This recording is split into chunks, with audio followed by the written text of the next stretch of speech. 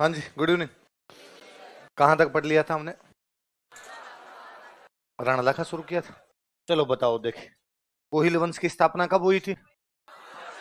किसने की थी? कौन सा अभिलेख है ये बताता है? कौन से राजा का अभिलेख है? वो कोहिल का कौन सा वंशज था? पांचवा वंशज था। इसमें कौन से माता जी के मंदिर और कहाँ के खनन उद्योग की जानकारी? कितनी ब्रांचेस थी इनकी? ये कौन से हिंदू थे? कहाँ कहाँ राज किया इन लोगों ने? डूंगरपुर, बांसवाड़ा, प्रतापगढ़ और मेवाड़ के पुराने नाम क्या क्या थे? और यहाँ गोहिलों का पहला बड़ा राजा कौन हुआ? उसका वास्तविक नाम क्या था? वो किसका शिष्य था? उनके आशीर्वाद से क्या जीता उसने? किसको हरा के जीता? कब जीता? और उसकी राजधानी कौन सी थी? और नागदा में उसने किसका मंदिर बनवाया? खुद को किसका दीवान मानते थे? उसने चित्तौड़ में किसका मंदिर बनवाया? पूछ लूं यार मैं 2 मिनट? तू पूछ रहा था कुछ? 2 मिनट मेरे को पूछने दे, सब पूछे। उसने चित्तौड़ में किसका मंदिर बनवाया? सूर्य मंदिर। और कौन सी धातु के सोने के सिक्के चलाए? कितने ग्रेन का था? मुस्लिम सेना को हराते हुए गजनी तक चला। किसको हटा के आया? किसको बना के आया? पाकिस्तान के कौन से शहर का नाम कर? सीवी वैद्य उसकी तुलना किससे करता है? चार्ल्स मार्डल कौन से देश का था? उसकी उपाधियां क्या क्या? हिंदू, सूरज, राजगुरु और चकवे। उसकी अल्लट का एक और नाम क्या था? सारणेश्वर प्रशस्ति गति की उसकी दूसरी राजधानी कहाँ थी? आहड़ में किसका मंदिर बनवाया? किसकी स्थापना की? अमात्य किसको कहते हैं? संधि विग्रह किसको कहते हैं? बिस्का धीराज किसको कहते हैं? बंदीपति किसको कहते हैं? अक्षपटली किसको कहते हैं? और कौन सी व्यवस्था की जानकारी देते हैं? कौन सा अभिलेख ये बताता है कि उसकी माता का नाम महालक्ष्मी राष्ट्रकूट था? शक्ति कुमार का आठपुर अभिलेख। और उसके जो हूण रानी थी उसका नाम क्या था? और हरिया देवी ने क्या बनवाया था? हर्षपुर। जैत्र सिंह ने कौन से युद्ध में इल्तुतमिश को हराया? भूतला युद्ध की जानकारी कौन सी किताब में मिलती है? हमीर मद मर्दन किसने लिखी थी? इसमें हमीर किसको कहा गया? जैत्र सिंह के सेनापति कौन कौन थे? जब इल्तुतमिश ने नागदा उजाड़ दिया तो नई राजधानी क्या बनाई गई? चित्तौड़ बनाई गई। नासिरुद्दीन महमूद को उसने कब हराया था? आहड़ को किससे मुक्त करवाया था? कौन कहता है उसका शासनकाल मध्यकालीन मेवाड़ का स्वर्ण काल था? दशरथ शर्मा। रतन सिंह के छोटे भाई का नाम क्या था? कुंभकर्ण कहां चला गया था? नेपाल में कौन सी शाखा का? उसकी रानी का नाम क्या था? पद्मिनी कहाँ की राजकुमारी थी? उसके पिताजी का नाम क्या था? मम्मी का नाम क्या था? अलाउद्दीन को उसके बारे में कौन बताता है? पद्मावत बुक किसने लिखी? मलिक मोहम्मद जायसी ने कहां बैठ के लिखी? कब लिखी? कौन सी भाषा में लिखी? अलाउद्दीन ने कब अटैक किया था? क्योंकि वो अपने साम्राज्य का क्योंकि चित्तौड़ के किले का क्या महत्व था? क्योंकि चित्तौड़ किला कौन से मार्ग पर स्थित था? व्यापारिक मार्ग। कौन से व्यापारिक मार्ग? क्योंकि अलाउद्दीन जब गुजरात जा रहा था उसे किससे टैक्स ले लिया था? और क्योंकि अलाउद्दीन मेवाड़ की बढ़ती हुई शक्तियों को और रानी पद्मिनी की सुंदरता। पहला साका कब हुआ? जौहर किसने किया? कितनी महिलाओं के साथ? केसरिया किसने किया? उसके सेनापति कौन कौन थे? अलाउद्दीन ने कब्जा कब कर लिया? कितने लोग कटवा दिए? किसको सौंप दिया? नाम बदल क्या कर दिया? ऐसा कौन सी दरगाह के अभिलेख में? खिजर खान ने कौन सी नदी पे पुल बनवाया? और क्या बनवाया? मकबरे के फारसी अभिलेख में अलाउद्दीन को क्या क्या कहा गया? ईश्वर की छाया और संसार का। थोड़े दिन बाद ये किसको सौंप दिया गया? मालदेव सोनग्रा को। और क्या कहा जाता है? अमीर खुसरो की बुक का नाम बताओ। खजानुल फुतूह का एक और नाम। चित्तौड़ को वापस गोहिलों के कब्जे में कौन लाता है? अमीर कौन से गांव से आया था? पहले कौन सी ब्रांच आई? उसने क्या टाइटल लगाया? पहले वाले क्या लगाते थे? अंतिम रावल कौन था? मेवाड़ का उद्धारक किसे कहा जाता है? उसने सिंगोली के युद्ध में किसको हराया? मोहम्मद बिन तुगलक। कुंभलगढ़ प्रशस्ति में उसे क्या कहा गया? विषम घाटी पंचानन। वीर राजा किसमें कहा गया? जैमस्टोड उसे क्या कहता है? उसने कौन सी माता जी का मंदिर बनवाया? ये मेवाड़ के गोहिल वंश की कौन सी देवी है? उनकी कुल देवी कौन सी है? जावर में चांदी किसके टाइम में निकली? कौन से बंजारे ने क्या बनवाया? चित्र बंजारे ने। बंजारे कौन होते हैं? इस झील के पास किसका चबूतरा बना हुआ है? नकली बूंदी की रक्षा करते हुए कौन मारा गया था? इतनी बातें पड़ी। लो भाई रे, पीछे माइक देना रहे इधर किसी को। माइक वाले भैया किधर गए? इधर ये माइक ला के दो लोग अभी क्वेश्चन पूछ रहे थे। माइक आ जाए, माइक दे रहे इसको। सबको पता चले कि सुन, वरना मेरे मेरे को सुनेगा ना।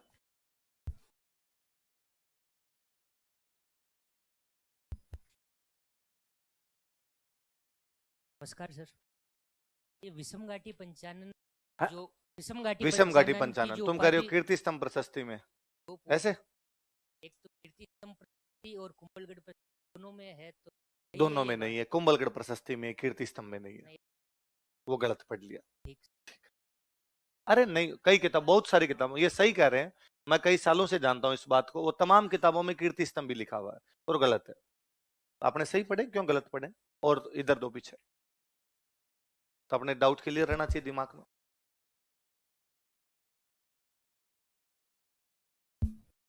सर बप्पा रावल ने नागदा में सास बहू का मंदिर नहीं बनाया था? नहीं बनवाया, वो बहुत पुराना मंदिर है, सहस्त्र बाहु मंदिर, बापा रावल से बापा रावल का नहीं, बाद का मंदिर। तो उसने हमने एकलिंग जी का मंदिर तो कैलाशपुर उदयपुर में बनाया था। वो नागदा को कैलाशपुरी बोलते हैं। भगवान शिव कौन से पर्वत पे रहते हैं? कैलाश, इसलिए जहां मंदिर बना उसका नाम कैलाशपुरी पड़ गया। और वो अलग से पढ़ेंगे, सहस्त्र बाहु मंदिर, वो उसका श्रीधर का बनवाया हुआ, अलग से पढ़ेंगे। इसको और दो इधर।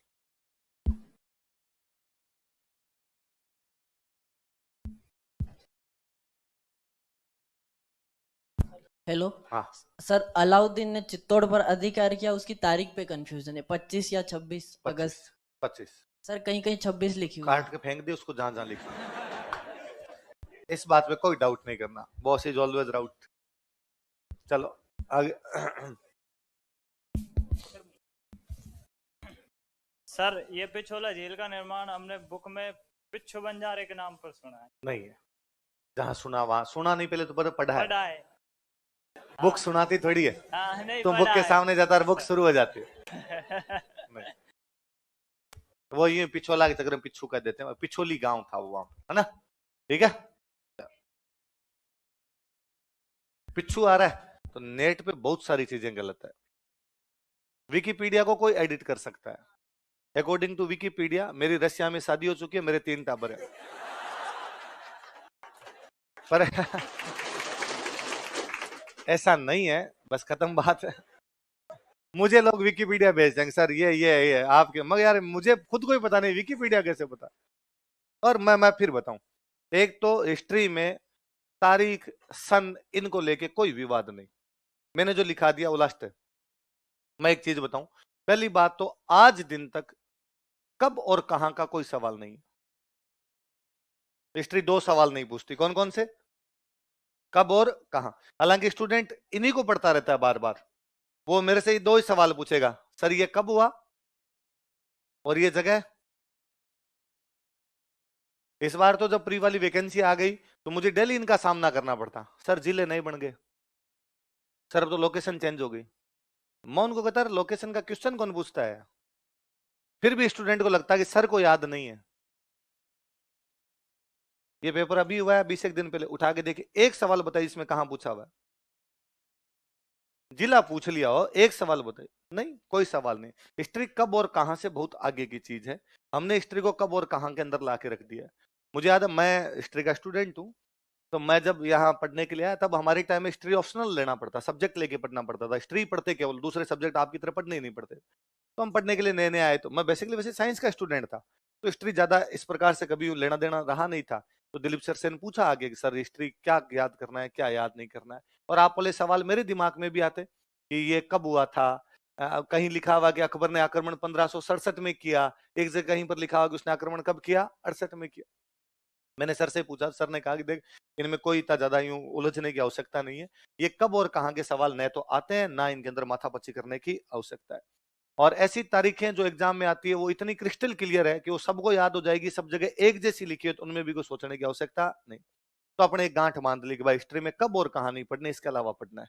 तो इसके अलावा क्या पढ़ना है कि इसके अलावा ज्यादातर हिस्ट्री में चीजें वो पढ़नी है जहां से आगे कुछ ना कुछ असर पड़ता हो उस घटना का, या तो उस समय या उसके बाद में कुछ ना कुछ ऐसा महत्व है कि वो पढ़नी जरूरी है, वरना उसके बिना अपनी पार पड़ेगी नहीं। भाई यूं होने को तो बापा रावल और अल्लट के बीच में भी 10 राजा है, अल्लट के जैतर सिंह के बीच में 5 राजा है, जैतर सिंह और रतन सिंह के बीच में कोई 5 राजा होंगे। आपके रतन सिंह और हमीर तो चलो आगे आ गया, हमीर और लाखा के बीच में कोई 2-4 राजा बने होंगे, हम नहीं पढ़ रहे, क्योंकि हमारा उद्देश्य राजाओं की वंशावली याद करना तो ये थोड़ी इसके बाद कौन, इसके बाद कौन, इसके बाद ये, इसका क्या लगता है, उसका क्या लगता है, मैंने कभी ध्यान नहीं दिया। कई बार टाबर आके पूछता सर हमीर लाखा क्या लगता है, भगवान जाने क्या लगता है। मेरे को इतना पता है एक राजा लाखा था, एक राजा हमीर था। ज्यादा से ज्यादा इतना ध्यान है कि लाखा पहले था, लाखा बाद में था, हमीर उससे क्या था पहले। ऑर्डर इतना सा याद है, इसके अलावा ज्यादा याद करने की आवश्यकता। मैं एक्सीडेंटल टीचर बना, यूं ही पढ़ा करता था, क्लास में थोड़ा ठीक सुना दिया करता दिलीप सर को, कहानियां वानियां थोड़ी आया करती, तो सर ने एक बार कहा तू राजस्थान जी के पढ़ा ले, तो मैं यूं क्लास के अंदर चला गया। उससे पहले मैं करंट की क्लासें ले लिया करता। हमारी टाइम में करंट सर नहीं आते थे कोई पढ़ाने, हम स्टूडेंट खुद ही करंट तैयार करके आते और हम में से कोई बंदा एक आगे आगे पढ़ा दिया करता। हालांकि मुझे आप लोगों में बड़ी हूँ कमी लगती है हमेशा कि आप नए तो खुद करंट पढ़ते हो, और यदि मैं कभी कह दूंगी आप में से कोई आपका साथी करंट पढ़ाएगा तो आप पढ़ो ही नहीं, आपको लगे ये क्या पढ़ाएगा। देखिए हमारे साथ में हम जितने लोग थे, हम में से कोई खड़ा होता वो क्लास में पढ़ाया करता और हम सारे बैठ के वैसे ही पढ़ते जैसे कोई सर पढ़ा रहा है। वो बोले मैं पढ़ा रहा हूँ या कोई दूसरा पढ़ा रहा है, मैं पढ़ा रहा हूँ तो बाकी क्लास सुनती है, दूसरा पढ़ा रहा है तो मैं सुन रहा होता वो सब बातें। आप में ये धीरज तो समाप्ति हो गया है, इसलिए अब हमें लगता है कि नहीं, अब तो टीचर को ही जाके खड़ा होना पड़ेगा। जब तक इनके छाती पे जाके नहीं कोई खड़ा होगा तब तक ये लोग पढ़ेंगे नहीं। तो हम खुद ही तैयार करके आते। तो मुझे थोड़ा ये एक्सपीरियंस था पढ़ाने का, मैं क्लास में ठीक बोल लिया करता, क्लास कंट्रोल भी रहती मेरे से। तो सर ने कहा तू ये पढ़ा ले, तो मैं पहले दिन पढ़ाने के लिए गया, मेवाड़ शुरू किया। जाते ही पहले दिन मेवाड़ शुरू किया तो पहले दिन ही पहुंच गया भाई जैतर सिंह पे। तो मैंने लिखवाया भूताला का युद्ध जैतर सिंह और इल्तुतमिश के बीच में हुआ। मैंने पूरा बहुत ढंग से बताया कि इस युद्ध में इल्तुतमिश हारता है, हमीर मदमर्दन किताब है, हमीर मदन और जय सिंह सूरी की भी मेरे को खूब सारी कहानियां पता थी। अब मैं नहीं बताता आपको, मुझे लगता है कि यार वो काम की नहीं है तो क्यों बताऊं। वो मेरी पहली क्लास है तो मुझे लगता था यार इन बच्चों को मैं बताऊं मेरे पास ज्ञान है, ताकि ये मेरे को एक्सेप्ट करे, वरना पहली क्लास में एक्सेप्ट कैसे करेंगे। तो मैंने उनको जयसिंह सूरी पे कोई 5 कहानियां सुनाई कि गुजरात का था, इसने क्यों किताब लिखी, किसके दरबार में लिखी, इसमें क्या लिखा हुआ है, खूब सारी बातें बताई।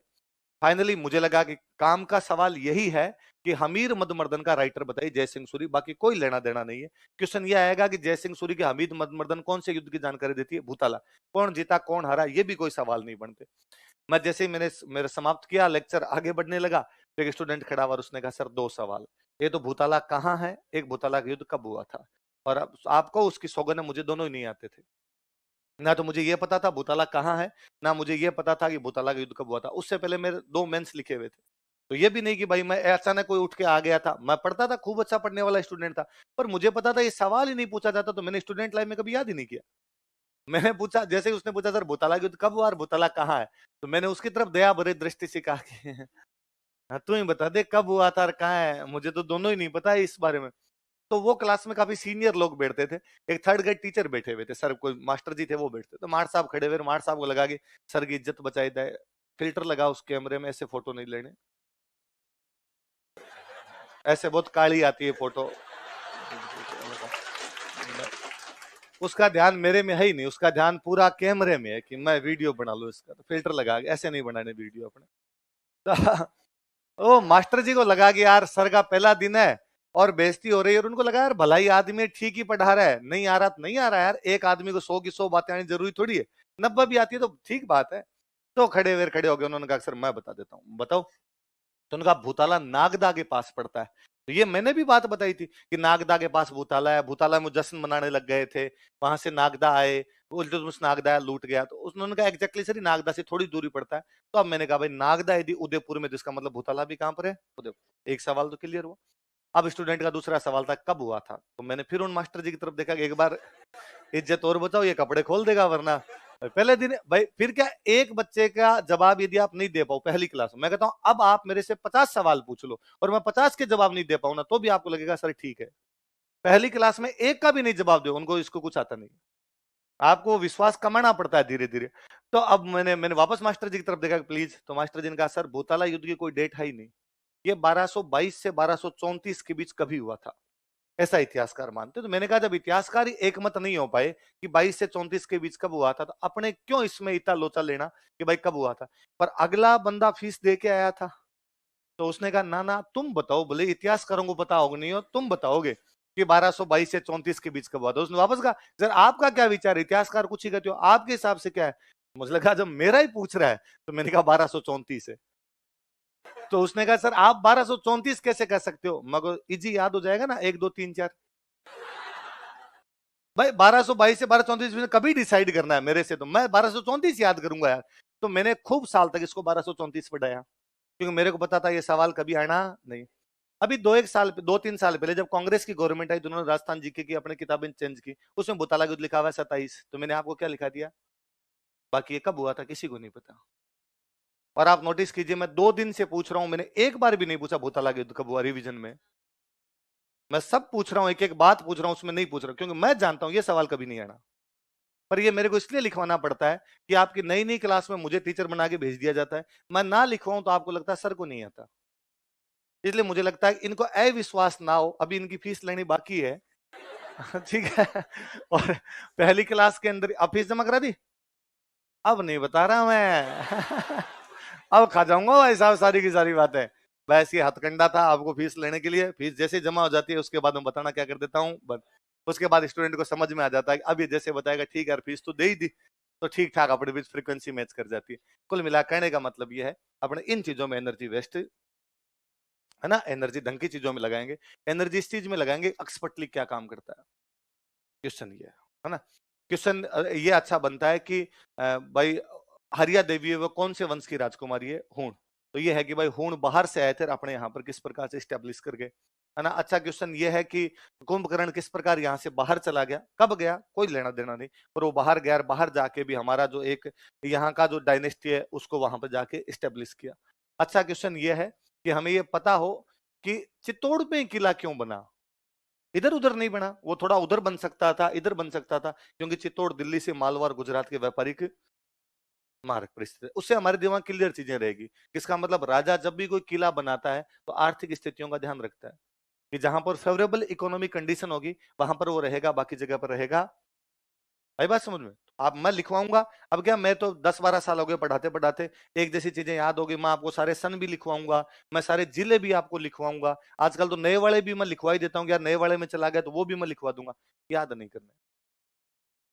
हालांकि मेरे कितना भी कहने के बावजूद आप याद करोगे, है ना, और याद हो ही जाते हैं वैसे भी, धीरे धीरे अपने आप में याद हो जाते हैं, पर इन पे एनर्जी नहीं लगाएंगे कि भाई एनर्जी लगाने की चीजें दूसरी है, ठीक है, रो के अंदर अपने पढ़ रहे हैं, कोई चीज छोड़नी नहीं, ये भी नहीं कि हम जबरदस्ती छोड़ रहे हैं, सन आ गया अब तो मैं इसको पढ़ूंगा ही नहीं, लेकिन ये ऑर्डर याद रहता है। हिस्ट्री बिना ऑर्डर के कुछ नहीं, कम से कम ये तो पता चलता है ये पहले हुआ था ये बाद में हुआ था, एकदम ही नहीं पता हो फिर हमारी ये लोचा हो जाएगा रतन सिंह पहले था हमीर पहले था, वो भी तो दिमाग के अंदर एक ऑर्डर तो रहना चाहिए, वो आपके दिमाग में रहने लग जाएगा, बस मोटी मोटी बात याद रहेगी, ठीक रहेगा, फिर आपके इतना से दिमाग रहेगा 8वीं शताब्दी के आसपास की 9वीं शताब्दी के आसपास की हो जाएगी आप।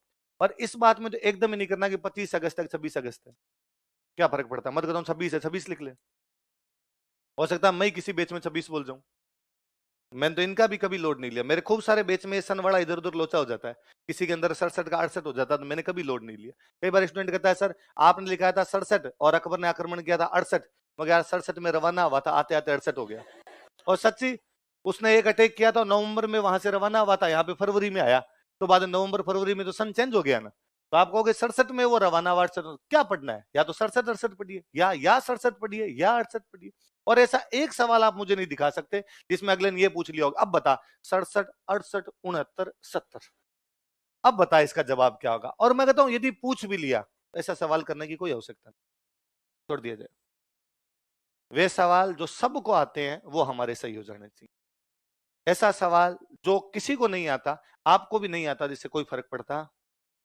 वो मेरे को याद है, मैं बहुत शुरू में जब पढ़ाने लगा तो मैंने दिलीप सर को कहा कि सर आपने कह तो दिया, आपने मेरे पे विश्वास दिखाया कि तू क्लास में चला जा, पर फिर भी मैं क्या पढ़ाऊंगा क्या नहीं पढ़ाऊंगा, तो सर ने कहा तू तो मेरे नोट्स है मेरे से पढ़ाओ, मेरे नोट्स है राजस्थान जी के, ये याद कर ले ये क्लास में जाके पढ़ा दे, तो मैंने अपनी तरफ से थोड़ा सियाणप लगाया और मैंने कहा नहीं सर मैं 2-4 किताबें भी पढ़ लेता हूँ और उनसे भी अच्छी अच्छी बातें छांट के आप वाले नोट्स में लिखवा देता हूँ, और फिर सर ऐसे नोट्स तैयार करवा देता हूँ एक भी सवाल उन नोट्स में से कभी बाहर नहीं आएगा।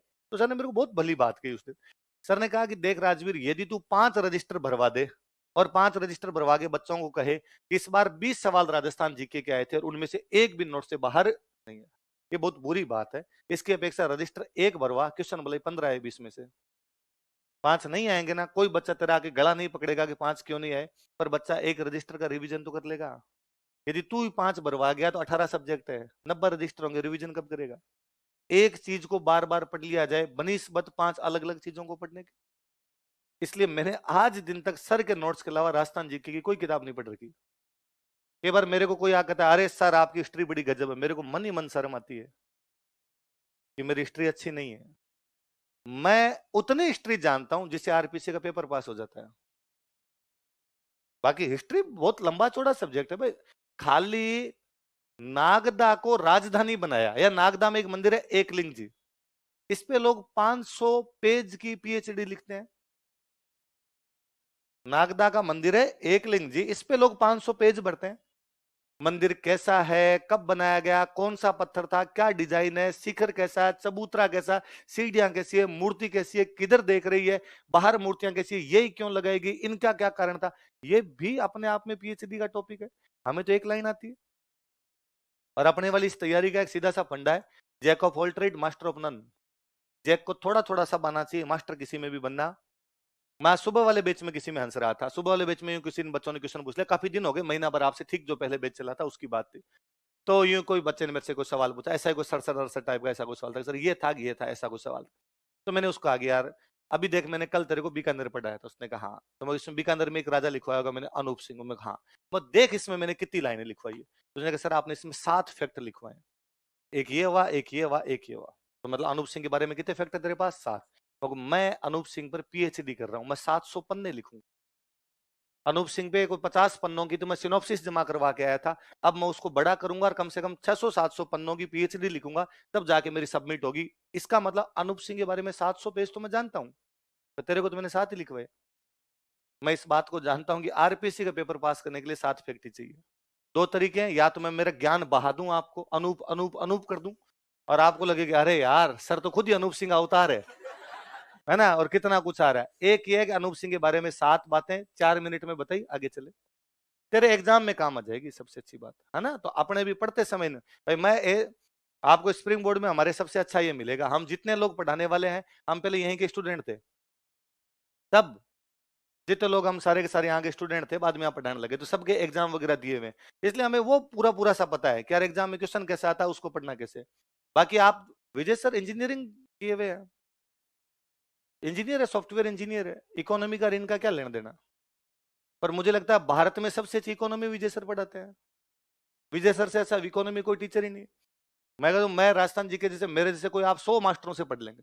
ये अपनी फ्रीक्वेंसी है कि मेरी बात आपको थोड़ी ठीक लग जाती है, किसी की बात ठीक नहीं लगे, हो सकता है किसी की बात बहुत अच्छी लग जाए, पर विजय सर से अच्छा इकोनॉमी कोई टीचर नहीं। मैं हमेशा कहता हूं पिछले 10-12 सालों में जब से मैं पढ़ रहा हूं और पढ़ा रहा हूं, मैंने विजय सर से इंटेलिजेंट बंदा ही नहीं देखा कोई। वो सारे सब्जेक्ट आते हैं, सारे सब्जेक्ट आते हैं, सारे सब्जेक्ट पढ़ा लेते हैं। अब क्या हमारे पास बेच इतने ज्यादा हो गए, इसलिए विजय सर केवल इकोनॉमी रिथिक्स पढ़ाते हैं। पहले ये विजय सर आईआर पढ़ाते थे, ये विजय सर हमारे बाद में उस टाइम टेक्नोलॉजी पढ़ा लिया करते थे, सोशियोलॉजी पढ़ा लिया करते, जो सब्जेक्ट सामने आता वो पढ़ा लिया करते। जब आपका एग्जाम, मैं कहता हूँ थोड़े दिन में आप पढ़ा लोगे। आप जब एक एग्जाम दे लेते हो तो 18-18 सब्जेक्ट आपने पढ़ लिए, कोई 4-5 तो ऐसे होंगे ना जो आपको बहुत अच्छे आने लग जाएंगे। पढ़ाने का मतलब क्या, किसी को समझाना, उतना ही समझाना जितना एग्जाम में आता है। ये तो है कि नहीं कि भाई टेक्नोलॉजी समझानी तो आप चंद्रयान उड़ा के दिखाओ, एग्जाम में क्या क्या क्वेश्चन आता है वो तो आप ही बता दोगे, बस मास्टर का इतना से तो काम होता है। आई बात समझ में? तो थोड़ा ध्यान ही रखना, आपने हिस्ट्री में तो विशेषता ध्यान रखना। और सवाल पूछने के लिए आप पूर्णतः स्वतंत्र हो, पर सवाल सारे के सारे क्लास में पूछोगे, खड़े होके पूछोगे, जैसे आज पूछे थे। मैं जब निकल रहा हूं उस समय मेरे से कोई सवाल पूछोगे, उसके 2 रीजन है। एक तो ये है कि आप क्लास में खड़ा होकर क्वेश्चन पूछोगे, ये पर्सनैलिटी डेवलपमेंट है ना, इससे आपकी झिझक खुलती है कि अपने 200 लोगों में, 500 लोगों में, 700 लोगों में खड़े होकर भी सवाल पूछ सकते हैं। दूसरा, मैं खुद का लालच देखता हूं, यदि मैं रास्ते में खड़ा हो गया तो फिर आपकी भीड़ मुझे घेर लेगी यहीं पे, अगले 1 घंटे तक मेरे को यहाँ से बाहर निकलने, तो मैं देखता हूँ और मैं जल्दी से निकल जाऊं। और मैं मेरे दूसरी क्लास में जाना होता है, जैसे आप वाली क्लास के बाद तो क्लास नहीं होती, पर फिर भी कोई बच्चों से मिलना होता है, और होता है वो लोग वेट कर रहे होते हैं, उधर जाना होता है। आप डेली कभी भी क्लास में खड़े होकर पूछ सकते हैं, ये भी नहीं कि आप क्लास के शुरू में, क्लास के अंत में पूछें। मैं पढ़ा रहा हूँ, बीच में आप तो रोक दिया करोगे, भाई रुक जाए एक बार, पहले ये क्वेश्चन बता फिर आगे बढ़। मैं आपके तमाम सवालों का जवाब दूंगा, क्योंकि ग्राहकों की संतुष्टि हमारी परम है। आई बात समझ में?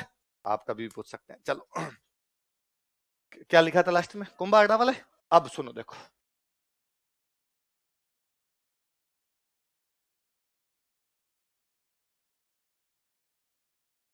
हम कौन सी रियासत पढ़ रहे हैं? मेवाड़। कौन सी रियासत है? मेवाड़। और मेवाड़ में कौन सा वंश पढ़ रहे हैं? गोहिल। कौन सा वंश पढ़ रहे हैं? गोहिल। गोहिल डायनेस्टी। गोहिल वंश का कौन सा राजा पढ़ रहे हैं हम? राणा लाखा। कौन सा पढ़ रहे हैं? हमीर के बाद में नाम क्या क्या लगने लग गया था? लाखा। राणा लाखा का बेटा है, उसका नाम है चुंडा। क्या नाम है? राणा लाखा का जो सबसे बड़ा बेटा था उसका नाम क्या था? चुंडा। सबसे बड़ा बेटा ज्यादातर मामलों में क्या बनता था? अगला राजा। तो अगला राजा बनने का दावेदार कौन है? चुंडा। तो जो भी अगला वो राजकुमार जो अगला राजा बनता उसको बोलते युवराज। क्या बोलते? तो युवराज को बाद में ट्रेनिंग देते कि भाई अब इतनी लड़ाइयां होती, राजा पता नहीं कौन सी लड़ाई में मर जाए तो अचानक बनना पड़ सकता, तो एक्सपीरियंस तो होना चाहिए। तो लाखा के टाइम में राजकाज कौन संभालने लग गया था? चुंडा। इधर एक रियासत और पड़ती है पास में, उस रियासत का नाम है मारवाड़। कौन सी रियासत है? मारवाड़ के अंदर एक राजा है, उस सॉरी एक वंश है, उस वंश का नाम है राठौड़। क्या नाम वंश का? राठौड़ वंश है। जैसे मैंने बताया कि मेवाड़ वाले पहले तो नाम के पीछे लगाया करते, नाम क्या क्या लगाते? रावल। क्या लगाते?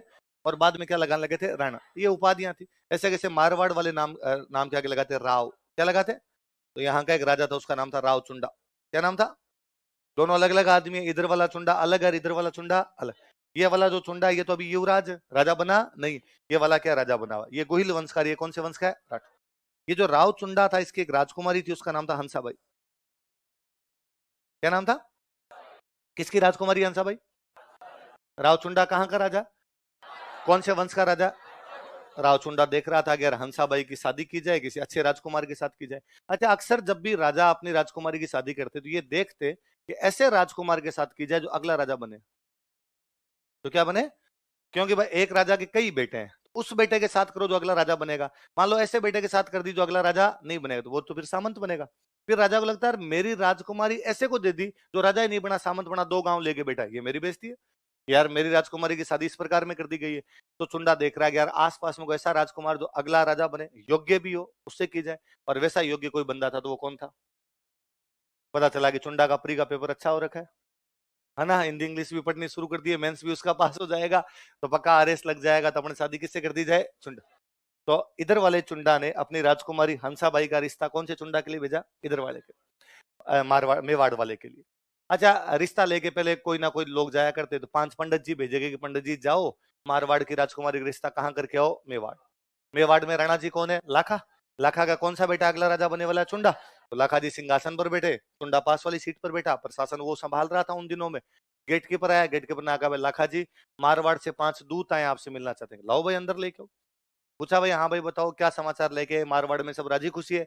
उनका सब सब दया है, राणा जी की जिससे दोस्ती हो उसका किस प्रकार का टेंशन हो सकती है, सब ठीक चल रहा है, बताओ हमारे लिए क्या समाचार लेके आए? तो उन्होंने कहा कि हम मारवाड़ से नारियल लेके आए। क्या लेके आए? नारियल का मतलब होता था लड़की का रिश्ता लेके आए। और जैसे ही लाखा जी ने सुना कि नारियल लेके आए, लाखा जी जोर जोर से, लाखा जी ने कहा क्या बात है, बुढ़ापे में अभी तक हमारे लिए नारियल आ रहे हैं। लाखा जी को लगा मेरे लिए रिश्ता है, और राजाओं के बुढ़ापे में ब्याह होते थे, कोई बड़ी बात भी नहीं थी। पर जैसे उन्होंने ये कहा तो सामने दूध खड़े, उन्होंने कहा अरे sorry sorry sir, sorry sorry, actually रिश्ता आपके लिए नहीं लाए, हम आपके राजकुमार चुंडा के लिए लाए। ये कहते लाखा जी तो चुप हो गए, पर सामने जो पब्लिक बैठी थी वो जोर जोर से हंसने लग गई। और उनको लगा कि यार लाखा जी को देखो, पैर कब्र में है पर दिल है कि मानते हैं, मतलब बुढ़ापे में भी डोकरे को ब्याह करने हैं अभी तक। अब जब सामने पब्लिक हंसी तो चुंडा को बड़ा बुरा लगा, आपके मुंह पे आपके पापा की कोई बेइज्जती करे, पापा पे हंसे तो बुरा लगे। तो चुंडा ने हाथों हाथ उन दूतों को कहा कि थैंक यू, आप मेरे लिए रिश्ता लेके, बहुत अच्छी बात है, लेकिन यदि मेरे पिताजी ने भले गलती से ही आपकी राजकुमारी से शादी की इच्छा जाहिर कर दी, तो आपकी राजकुमारी अब मेरे लिए मम्मी समान है, इसलिए मैं आपकी राजकुमारी से शादी नहीं करूंगा। आपकी राजकुमारी की शादी किससे करो? पापा से करो। तो, तो उन्होंने कहा यार चुंडा, तेरे पापा को देख यार, तेरे पापा मरने वाले हैं वैसे, और बुढ़ापे में हम कैसे कर सकते हैं ऐसे। और फिर उन्होंने कहा सबसे बड़ी बात, भाई बुढ़ापे वाला भी राजाओं के इस प्रकार की शादियां होती थी, इससे बड़ी बात यह है कि यदि हम लाखा के साथ शादी कर देते हैं हमारी राजकुमारी हंसाबाई की, अगला राजा कौन बनेगा? चुंडा ने कहा अगला राजा तुम्हें बनूंगा। फिर क्या मतलब निकला? फिर मतलब हंसाबाई का बेटा को उसको तू 2 गांव दे के कहेगा वहां बैठ जा, ये भाई साहब बेइज्जती है कि हमारी राजकुमारी का बेटा 2 गांव लेके बैठा रहे, मारवाड़ के राजा के बेटी का बेटा 2 गांव लेके बैठा रहे ना, ऐसा नहीं होने देंगे। तो चुंडा ने कहा कि यदि आपको यह लगता है कि भाई आप राजा नहीं बनेगा, आपका जो दोहिता होगा, आपका जो भांजा होगा, इसलिए नहीं कर रहे, तो मैं कसम खाता हूं कि अगला राजा मैं नहीं बनूंगा, अगला राजा मेरा जो सौतेला भाई होगा, हंसाबाई का बेटा होगा, उसको बना दे, और मैं राजगद्दी छोड़ने के लिए तैयार हूं, आप भले अपनी राजकुमारी की शादी कर दीजिए। ऐसी प्रतिज्ञा या तो महाभारत में की थी भीष्म, किसने की थी? भीष्म। या ऐसी कौन कर रहा है? इसलिए चुंडा को कहते हैं मेवाड़ का भीष्म। क्या कहा जाता मेवाड़ का? क्या कहा जाता मेवाड़ का? पिता में नहीं ना, पिता में उनके नाम के आगे बहुत बाद में जाके जुड़ा था। तो वह यूं था, हस्तिनापुर दिल्ली को बोला करते। किसको बोलते? दिल्ली के आसपास में जगह थी, कहते हैं यूपी साइड में हस्तिनापुर नाम की जगह थी। और यहाँ के राजा थे, उनका नाम था महाराज शांतनु। क्या नाम था? महाराज शांतनु। महाराज शांतनु का राजकुमार, उस राजकुमार का नाम है देवव्रत। क्या नाम है? देवव्रत। एक दिन महाराज शांतनु नदी के किनारे घूमने के लिए गए हुए थे। वहां उनको एक लड़की पसंद आती, उस लड़की का नाम था सत्यवती। उन्होंने सत्यवती के पिता कहा, भाई मैं तुम्हारी बेटी से शादी करना चाहता हूँ। सत्यवती के पिता ने कहा, भाई कल मैं दरबार में आगे लोगों के सामने बातचीत करूंगा, फिर ब्याह करें। ठीक है।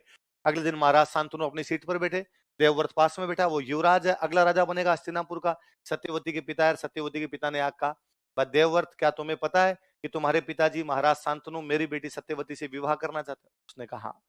पर देवव्रत एक बात बताओ कि अगला राजा कौन बनेगा तुम्हारे पिता के मरने के बाद? उसने कहा मैं बनूंगा। तो कहा यदि तुम राजा बनोगे तो मैं मेरी बेटी की शादी तुम्हारे पिता से नहीं करूंगा, मेरी बेटी का बेटा यदि अगला राजा बने तो ही मैं शादी करूंगा। देवव्रत ने कहा यदि आपकी ये इच्छा है और मेरे पिताजी यदि शादी करना चाहते हैं तो मैं कसम खाता हूं कि मैं अगला राजा नहीं बनूंगा, आपकी बेटी के बेटे को अगला राजा बना दिया जाएगा। उसने वापस कहा सत्यवती के पिता ने, देवव्रत एक बात और बताओ, क्या तुम खुद शादी करोगे? उसने कहा हाँ मैं शादी करूंगा। तो कहा कल को तुम्हारे बच्चे होंगे और जो मेरी बेटी के बच्चे होंगे, मतलब जो तुम्हारे सौतेले भाई होंगे, उनकी उम्र लगभग बराबर होगी। तो तुम भी शादी होगी, तुम शादी करोगे, तुम्हारे पिताजी शादी कर रहे हैं, तो बच्चे तो बराबर हो जाएंगे। तो कल को तुम तो मना कर रहे हो कि मैं राजा नहीं बनूंगा, कल को तुम्हारे बेटे क्लेम कर देंगे कि हमारे पापा तो भोले निकले जो राजा नहीं बने, बाकी राज तो हमारा है, तो वो मेरे जो बेटी के बेटे उनको मार के राज प्राप्त कर लेंगे। और देवव्रत ने कहा यदि आपको इतना डर लगता है तो मैं कसम खाता हूं कि मैं शादी नहीं करूंगा। तो देवव्रत ने दो कसमें खाई, न तो मैं राजा बनूंगा न मैं शादी करूंगा। ऐसी भीषण प्रतिज्ञाओं के कारण उसका नाम पड़ा भीष्म। क्या नाम पड़ा? बाद में वो इतने साल तक जीवता रहा कि लास्ट में पोतेन पड़पोतेन हो गए, तो पोते पड़पोतों का तो पितामह ही हो गया, इसलिए हम उनको क्या बोलने लगे? भीष्म पितामह। क्या बोलने लगे? बाकी वो भीष्म इसलिए क्योंकि भीषण प्रतिज्ञाएं करते हैं, इसलिए क्या है? भीष्म। वैसी भीषण प्रतिज्ञा कौन कर रहा है? चुंडा। हालांकि भीष्म ने दो प्रतिज्ञाएं की थी, ना तो मैं ब्याह करूंगा और ना ही मैं राजा बनूंगा। चुंडा ने एक ही की। चुंडा प्रैक्टिकल है इस मामले में। चुंडा ने कहा मैं राजा नहीं बनूंगा, बाकी चुंडा ने कहा ब्याह करूंगा, जितने कर सकता हूं उतने करूंगा, जनसंख्या में जितना अनुकूलतम योगदान दे सकता हूं। तो चुंडा जी के पीछे पूरा परिवार चला है, पूरी क्लेन चली है चुंडावत। मैं क्या कई बार जब पढ़ाता हूं कि चुंडा के वंशजों ने वहां कब्जा कर लिया, कोई स्टूडेंट आ कहता है पर सर चुंडा ने तो सौगन खाई थी, क्या कि वो शादी नहीं करेगा? ना, ये सौगन नहीं खाई, उसने केवल एक सौगन खाई थी कि वो राजा। पर कलयुग में ये सौगन भी तो बड़ी है। उस समय जब राज के लिए बाप को मार दिया करते, उस समय जब राज के लिए भाई को मार दिया करते, एक बंदा कह रहा है कि पिता की शादी के लिए मैं राजा नहीं बनूंगा, ये भी तो बहुत बड़ी बात है। इसलिए चुंडा क्या बोलते हैं मेवाड़ का? फिर हंसाबाई की शादी किसके साथ की गई? किसके साथ की गई? ऐसा कैसा उतार लो आप, फिर मैं वापस लिखवा भी दूंगा, साथ में उतार लो फटाफट, जल्दी जल्दी उतारना। इसको यूं ज्यादा सुनहरे अक्षरों में नहीं उतारना आपने, बस समझ आ जाना चाहिए, ऐसा थोड़ा सा बना हुआ। ये बार क्या आप यूं बहुत सुंदर सुंदर उतारने लग जाते हो पूरा, चिरंजीव लाखा सौभाग्यवती कांक्षिणी हंसाबाई,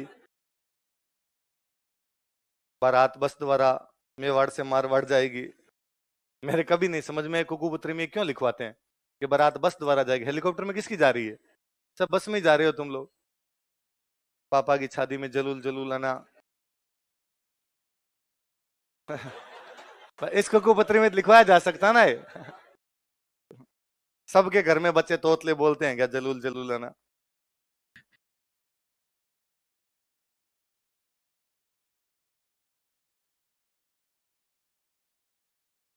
सारी बात लिख लेंगे अपने रिटर्न में, पर एक बार ऐसा कर लें तो थोड़ा पढ़ते ही हाथों हाथ दिमाग में आ जाती है बातें।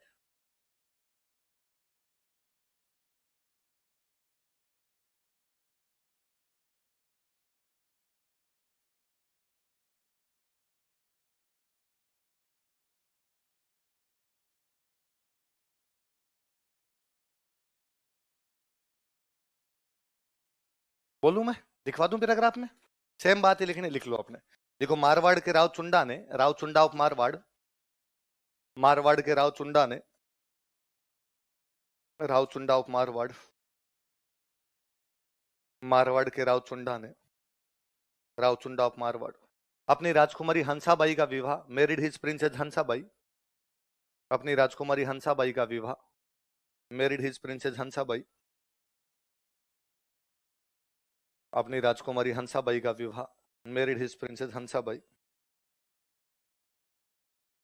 अपनी राजकुमारी हंसाबाई का विवाह, married his princess Hansabai. Mewar के राणा लाखा से किया, टू राणा लाखा ऑफ मेवाड़। मेवाड़ के राणा लाखा से किया, टू राणा लाखा ऑफ मेवाड़। मेवाड़ के राणा लाखा से किया, टू राणा लाखा ऑफ मेवाड़।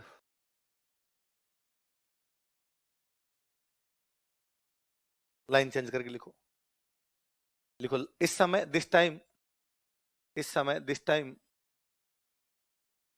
लाखा के बेटे चुंडा ने लाखात सन चुंडा, लाखा के बेटे चुंडा ने लाखात सन चुंडा, लाखा के बेटे चुंडा ने लाखात सन चुंडा प्रतिज्ञा की, टुक ओथ, प्रतिज्ञा की, टुक ओथ, प्रतिज्ञा की, टुक ओथ कि वह मेवाड़ का अगला राजा नहीं बनेगा, that he will not become next king of Mewar, कि वह मेवाड़ का अगला राजा नहीं बनेगा, that he will not become next king of Mewar, कि वह मेवाड़ का अगला राजा नहीं बनेगा, that he will not become next king of Mewar,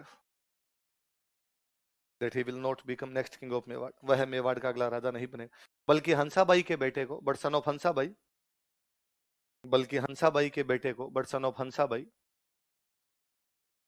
बल्कि हंसाबाई के बेटे को, but son of Hansabai, Mewar का अगला राजा बनाया जाएगा, will be made next king of Mewar, Mewar का अगला राजा बनाया जाएगा, will be made next king of Mewar,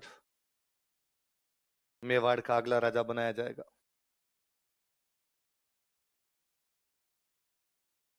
इसलिए चुंडा को मेवाड़ का भीष्म कहा जाता है, तो Chunda is known as Bhishma of Mewar, इसलिए चुंडा को मेवाड़ का भीष्म कहा जाता है, तो Chunda is known as Bhishma of Mewar, इसलिए चुंडा को मेवाड़ का भीष्म कहा जाता है। चुंडा क्या कहा जाता, मेवाड़ का भीष्म कहा जाता। अब यार सबने तारीफ की इस बात की कि एक बंदे ने पिताजी की शादी के लिए राजा की सीट छोड़ दी, तो सब लोगों ने कहा यार यदि किसी बंदे ने 1 नंबर सीट छोड़ दी तो 2 नंबर तो दो, यदि किसी बंदे ने नरेंद्र मोदी नहीं बन रहा तो अमित शाह तो बनाओ। तो यार ये बात सही है। तो मैंने बताया कि एक भाई राजा बनता था, बाकी भाई उसके क्या बनते थे, सामंत, और सामंतों को जो जमीन दी जाती उनको बोलते थे जागीर, क्या बोलते, या उनको बोलते ठिकाना, क्या बोलते। मेवाड़ का जो सबसे बड़ा ठिकाना था उसका नाम था सलूम्बर। मेवाड़ के सबसे बड़े ठिकाने का नाम क्या था, सलूम्बर हुआ करता था। तो क्या मेवाड़ का सबसे बड़ा ठिकाना सलूम्बर है। यदि चुंडा राजा नहीं बन रहा, मतलब 1 नंबर नहीं बन रहा, वो तो कौन बनेगा, हंसाबाई का बेटा, तो चुंडा को क्या बनाया जाएगा, सामंत, तो सामंतों में तो सबसे बड़ा रखो। यार ये बात सही है। तो चुंडा को सबसे बड़ा ठिकाना दिया गया था, कौन सा, जो अभी नया डिस्ट्रिक्ट बनाया, उदयपुर से तोड़ के नया डिस्ट्रिक्ट बनाया सलूम्बर, ये ठिकाना किसको दिया गया, चुंडा। लिखो, इस त्याग के कारण, ड्यू टू दिस सैक्रिफाइस, इस त्याग के कारण, क्या त्याग किया, राजा बनना छोड़ दिया, इस त्याग के कारण, due to this sacrifice, Chunda को मेवाड़ का सबसे बड़ा ठिकाना सलूम्बर दिया गया था। मेवाड़्स बिगेस्ट ठिकाना Salumbar was given to Chunda, Mewar का सबसे बड़ा ठिकाना सलूम्बर दिया गया था। मेवाड़्स बिगेस्ट ठिकाना Salumbar was given to Chunda, Mewar का सबसे बड़ा ठिकाना सलूम्बर दिया गया था। मेवाड़्स बिगेस्ट ठिकाना Salumbar was given to Chunda.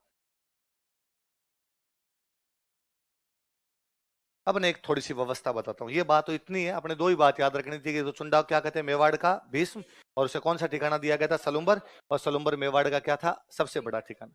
अब ये तो जिनको ठिकाने मिलते उनको क्या बोलते, सामंत, क्या बोलते। मेवाड़ में सामंतों की 3 श्रेणियां थी। कितनी श्रेणियां थी, तो सामंत मतलब अधिकारी, उस टाइम के अधिकारी जो शासन संभालते, जैसे आज होता है 1st ग्रेड अधिकारी, 2nd ग्रेड, 3rd ग्रेड होते हैं। आप आरएस बनोगे, आप में आरएस प्रॉपर, आरएस अलाइड, अलग अलग प्रकार का होता है। तो उस समय सामंतों में भी 3 श्रेणियां थी। कितनी श्रेणियां थी, 1st grade, 2nd grade, 3rd grade. नीचे एक लाइन चेंज करके लिखो, ये हो गया पैराग्राफ, अलग से एक पैराग्राफ लिखो। मेवाड़ में सामंतों की 3 श्रेणियां थी। There were 3 grades of feudal lords in Mewar, Mewar में सामंतों की 3 श्रेणियां थी। There were 3 grades of feudal lords in Mewar, Mewar में सामंतों की 3 श्रेणियां थी। There were 3 grades of feudal lords in Mewar, Mewar में सामंतों की 3 श्रेणियां थी। 1 नंबर लगा के लिखो, प्रथम श्रेणी, 1st ग्रेड,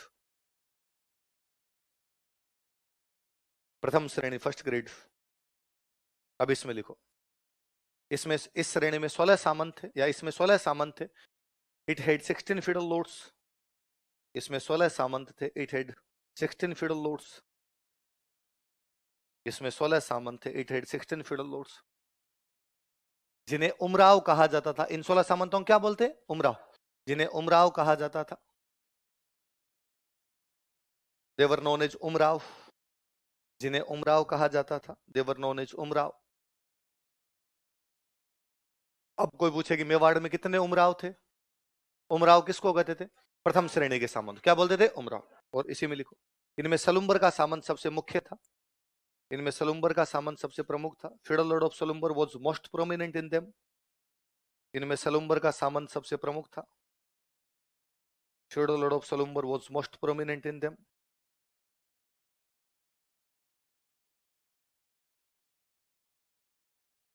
कैसे मुख्य था? क्योंकि सलुम्बर के सामंत के पास में स्पेशल राइट हुआ करते थे। क्या स्पेशल राइट थे? यही लिखेंगे, लिखो, सलुम्बर के सामंत के विशेषाधिकार, special rights of feudal Lord of Salumbar. Salumbar के सामंत के विशेषाधिकार, special right of feudal Lord of Salumbar. Salumbar के सामंत के विशेषाधिकार। अब 1 2 3 4 लगा के लिख लेना ना, ABCD जो भी लगाओ आप लगा के लिख लेना इसी में। अब सुनना, देखो, एक तो यह था कि भाई यहां मुझे बताओ कौन तय कर रहा है कि राजा कौन बनेगा और कौन नहीं बनेगा? चुंडा। चुंडा कह रहा है राजा मैं नहीं बनूंगा, बल्कि किसको बनाया जाए? हंसाबाई के बेटे को। चुंडा को कौन सा ठिकाना दिया जा रहा है? सलुम्बर। तो कहा गया आज के बाद अब सलुम्बर का सामंत चुंडा के बाद कौन बनेगा? चुंडा का बेटा। ये जो भी व्यवस्था होती वंशानुगत होती, हेरिडिटरी। एक को मिल गई, उसके बाद उसका बेटा, पोता, पड़पोता, सड़पोता वही रहा करते थे वहां पर। तो कहा आज के बाद चुंडा के परिवार वाले ये तय करेंगे कि मेवाड़ का राजा कौन बनेगा और कौन। और मेवाड़ में लास्ट तक आजाद नहीं हुआ था भारत, तब तक ये सलुम्बर वाले ही तय करते कि कौन राजा बनेगा और कौन राजा नहीं। और इसका तो हम पढ़ेंगे एक एग्जाम्पल बेहतरीन। महाराणा प्रताप को राजा सलुम्बर वालों ने बनाया था। महाराणा प्रताप के पिताजी उसके दूसरे भाई जगमाल को बना के चले गए थे। सलुम्बर वालों का पिताजी है कौन बनाने वाले? हम बनाएंगे। और हम इस जगमाल को नहीं मानते। हम किसको मानते हैं? यार सलुम्बर वाले नहीं होते तो प्रताप का इतिहास ही नहीं होता। तो राजा बनाने की पहल ही नहीं हो पाते, तो राजाओं का इतिहास पढ़ रहे हैं हम, फिर हम जगमाल का पढ़ते, प्रताप का नहीं पढ़ रहे होते। तो ये एक तो ये कहा गया कि सलुम्बर का जो सामंत होगा वो मेवाड़ के राजा का क्या करेगा? 1 नंबर लगा के लिखो, लिखो, यह है मेवाड़ के राजा का राज तिलक करेगा। यह है कौन? सलुम्बर का सामंत। यह है मेवाड़ के राजा का राज तिलक करेगा। He will coronet king of Mewar. यह है मेवाड़ के राजा का राज तिलक करेगा। He will coronet king of Mewar. यह है मेवाड़ के राजा का राज तिलक करेगा।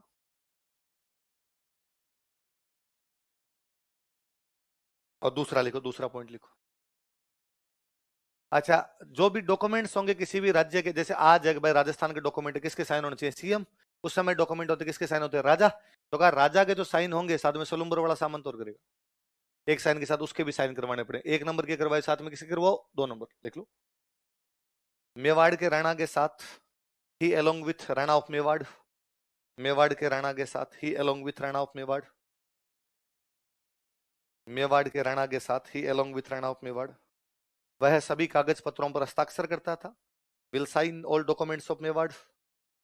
वह मेवाड़ के सभी कागज पत्रों पर हस्ताक्षर करता था। Will sign all documents of Mewar.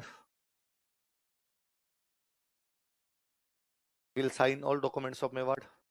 अब और देखना, देखो, ये सिस्टम है कि एक है राजधानी और बाकी क्या है आपके सारे के सारे जागीर। जागीर या ठिकाने आपके। ठिकानों कौन संभालते? सामंत। राजधानी कौन संभालेगा? राजा। पर कल को मान लो राजा किसी भी वजह से राजधानी में नहीं है, कि राजा ब्याह करने के लिए दूसरी जगह चला गया, राजा तीर्थ यात्रा के लिए कहीं पर चला गया, राजा किसी से मिलने के लिए चला गया, तो अब राजधानी कौन संभालेगा? सलुम्बर का संभाल। 1 नंबर नहीं है तो कौन संभाले? 2 नंबर। मोदी जी है तब तो मोदी जी संभाले, मोदी जी नहीं है तो अमित शाह संभाले। देखो, लिखो, राणा की अनुपस्थिति में, in absence of Rana. Rana की अनुपस्थिति में, in absence of Rana. Rana की अनुपस्थिति में, इन एब्सेंस ऑफ राणा, वह राजधानी को संभालेगा। He will look after capital. वह राजधानी को संभालेगा। He will look after capital. वह राजधानी को संभालेगा। He will look after capital. ये किसको संभालेगा?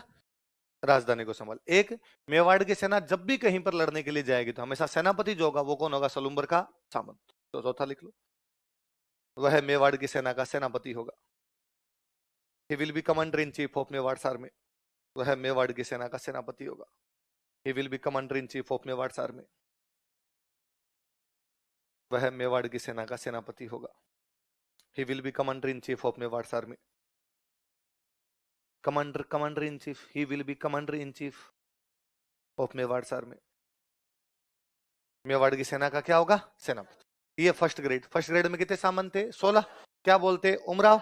सबसे मुख्य कौन था, सलूम्बर। उसके पास में स्पेशल राइट है, क्या क्या स्पेशल राइट है, वो राजतिलक करेगा, साइन करेगा, राजधानी संभालेगा, सेना को संभालेगा। सेना का क्या होगा, सेनापति। अब 2 नंबर लगा के लिखो। द्वितीय श्रेणी सेकंड ग्रेड। अब चुंडा के बेटे पोते पड़पोते सड़पोते सबको नहीं, उससे पहले इतने नहीं, पर ठिकाना बड़ा था, थोड़े बहुत अधिकार थे, चुंडा के बाद ये सारे दे दिए गए। दूसरा, अरे रुक जा, तो इतना भाग के कहां जाना, ठार ठार खावणो। 2 नंबर लिखो, द्वितीय श्रेणी। हाँ, कहां पे, कौन सा नहीं लिखा, फर्स्ट पॉइंट, सलूम्बर के सामंत के विशेष अधिकार लिखो। ही विल कोरोनेट, लिखा हुआ देखो बोर्ड पे, स्पेलिंग नहीं आए तो। He will coronet king of Mewar.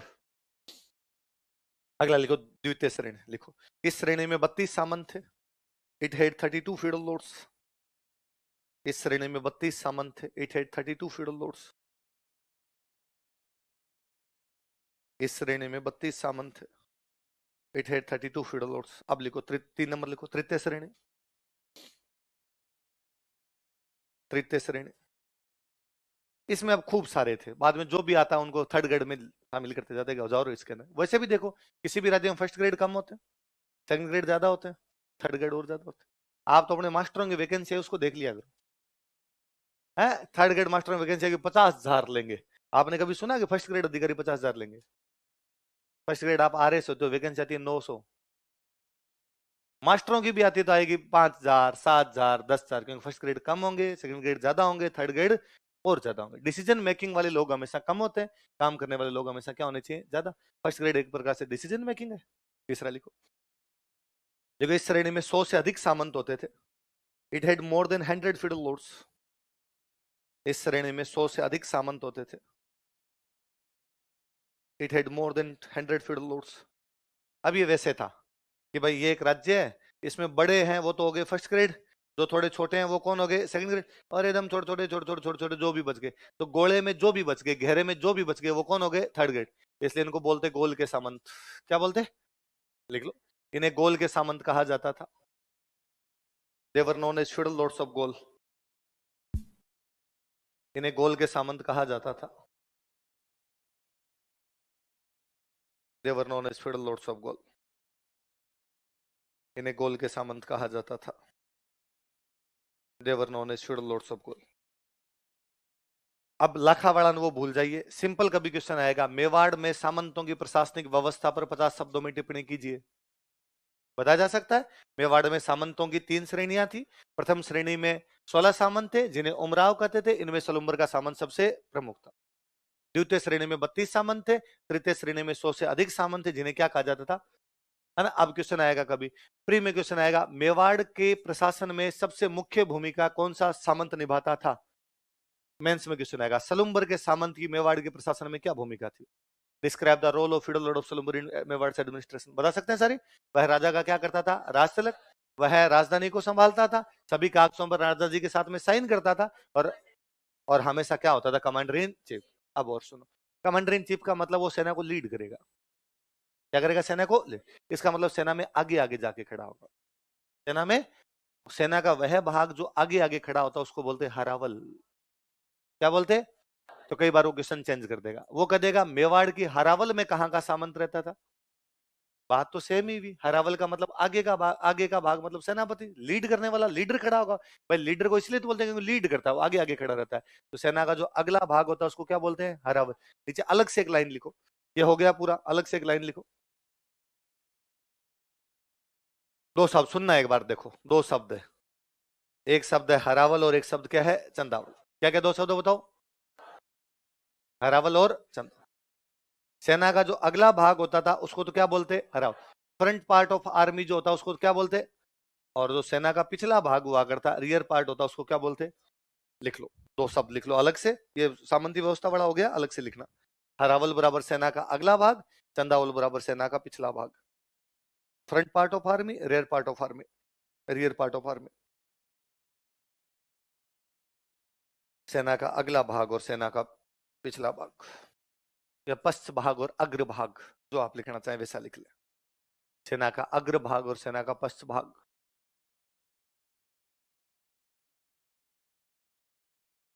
Front part of army और रेयर पार्ट ऑफ आर्मी। अब पल्ले बड़ी तेरी बात आगे समझे। बॉक्स को बंद कर लो इनको अलग से। अपने यहाँ 15 शब्दों के भी सवाल आते हैं। सिंपल कभी सवाल पूछ लिया जाए हरावल क्या होती है, मेंस में पूछ लिया जाए ना, तो सेना के अगले भाग को क्या कहा जाता है, हरा।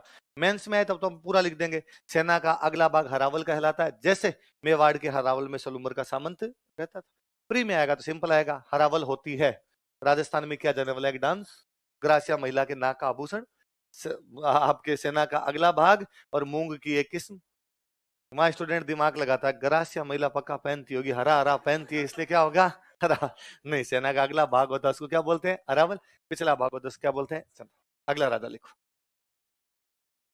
अब सब क्या के राणा लगेगा तो मैं नहीं लगा रहा अब इनके नाम क्या ना, अब मैं सिंपल नाम ही लिख रहा हूं इनके।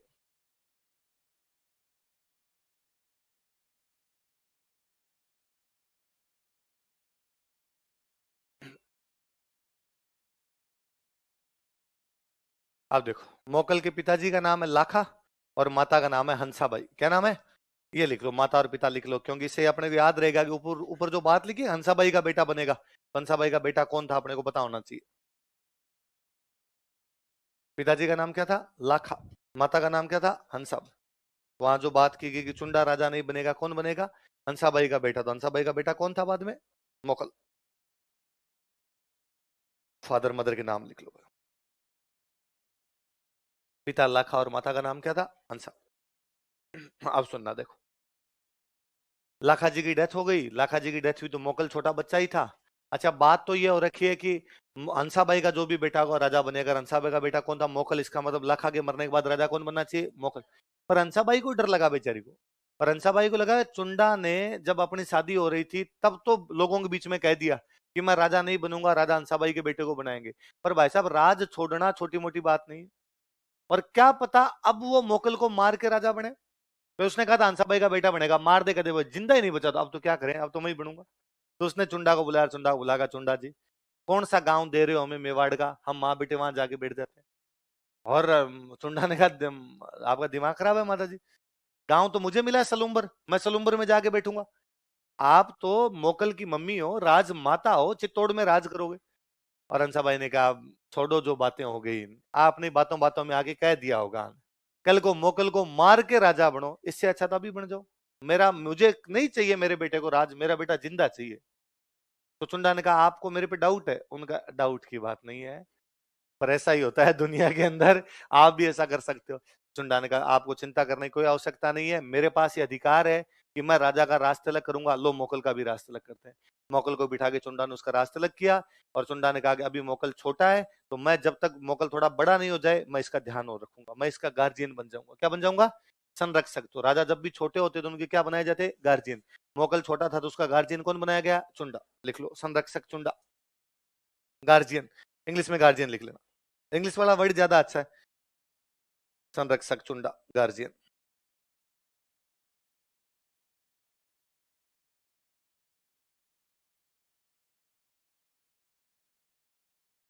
हम स्कूलों में पढ़ा करते, तब स्कूल वाले के बार शिकायत है, तब कहते पापा को बुला के लेना, तो पापा तो यहाँ रहते ही नहीं। कहाँ रहते हैं, पापा तो गाँव रहते हैं। तो यहाँ तुम्हारा गार्जियन कौन है, कि हाँ एक अंकल है, तो उनको कल बुला के लेना। फिर कोई अंकल बनाने पड़ते क्योंकि उन अंकल को लेके जाए तब तो घर पे शिकायत चल जाए। फिर कोई अंकल कहेगा अंकल प्लीज यार थोड़ी देर के लिए अंकल बन जाओ यार, उधर चलो यार स्कूल के अंदर। तो वैसे वैसे गार्जियन था, तो गार्जियन कौन बनाया हुआ था, अब भाई चुंडा गार्जियन है, मोकल राजा वाली सीट पे बैठता है, चुंडा उसके पास में बैठता है। पर चुंडा पहले से शासन संभाल रहा था तो थोड़ा और संभालता है, मोकल को सिखाता है कैसे उठना बैठना, नमस्ते करना, कौन आए तो क्या बिहेव करना, सामंत आए तो क्या रिएक्ट करना, राजा आए तो क्या रिएक्ट करना, सब कुछ उसको सिखाता है। पर ये हंसाबाई को बड़ा बुरा लगने लगा। हंसाबाई ने दिन चुंडा को बुलाकर, क्या तरीका है, क्या इसको कहते रहते हो खड़ा हो जान, बैठ जान, नमस्ते करण, ये करण, जब इतना ही राज करने का चाव चढ़ा हुआ आपके, खुद ही सीट पे बैठ जाओ। ये ना सोनिया गांधी बनने की आवश्यकता नहीं, मेरे बच्चे को मनमोहन सिंह बना रखा आपने पालतू, और ये तरीका गलत है। तो चुंडा ने कहा आपको मेरे पे भरोसा नहीं, कि मरे नहीं है भरोसा, क्या भरोसा है, टाबर को डेली कहते हो ऐसे कपड़े पहने, ऐसे करें वैसे करें। चुंडा ने कहा यदि आपको भरोसा नहीं है तो फिर मैं मेवाड़ रह के करूंगा क्या, मैं और कहीं नौकरी कर लूँ। चुंडा मेवाड़ छोड़ के मालवा चला जाता है। कहाँ चला जाता है? मेवाड़ के पास मालवा लगता था। उन दिनों मालवा में एक राजा था, उसका नाम था होसंग सा। क्या नाम था? चुंडा होसंग सा के पास नौकरी लग गया। योग्य लोगों की सबकी आवश्यकता होती, तो होसंग सा ने अपने पास रख लिया। तो हंसाबाई जब विश्वास नहीं करती तो चुंडा कहाँ चला जाता है? मालवा। मालवा के कौन से राजा के पास? देख लो, हंसाबाई के अविश्वास के कारण, due to misbelief of Hansabai, Hansabai के अविश्वास के कारण, due to misbelief of Hansabai,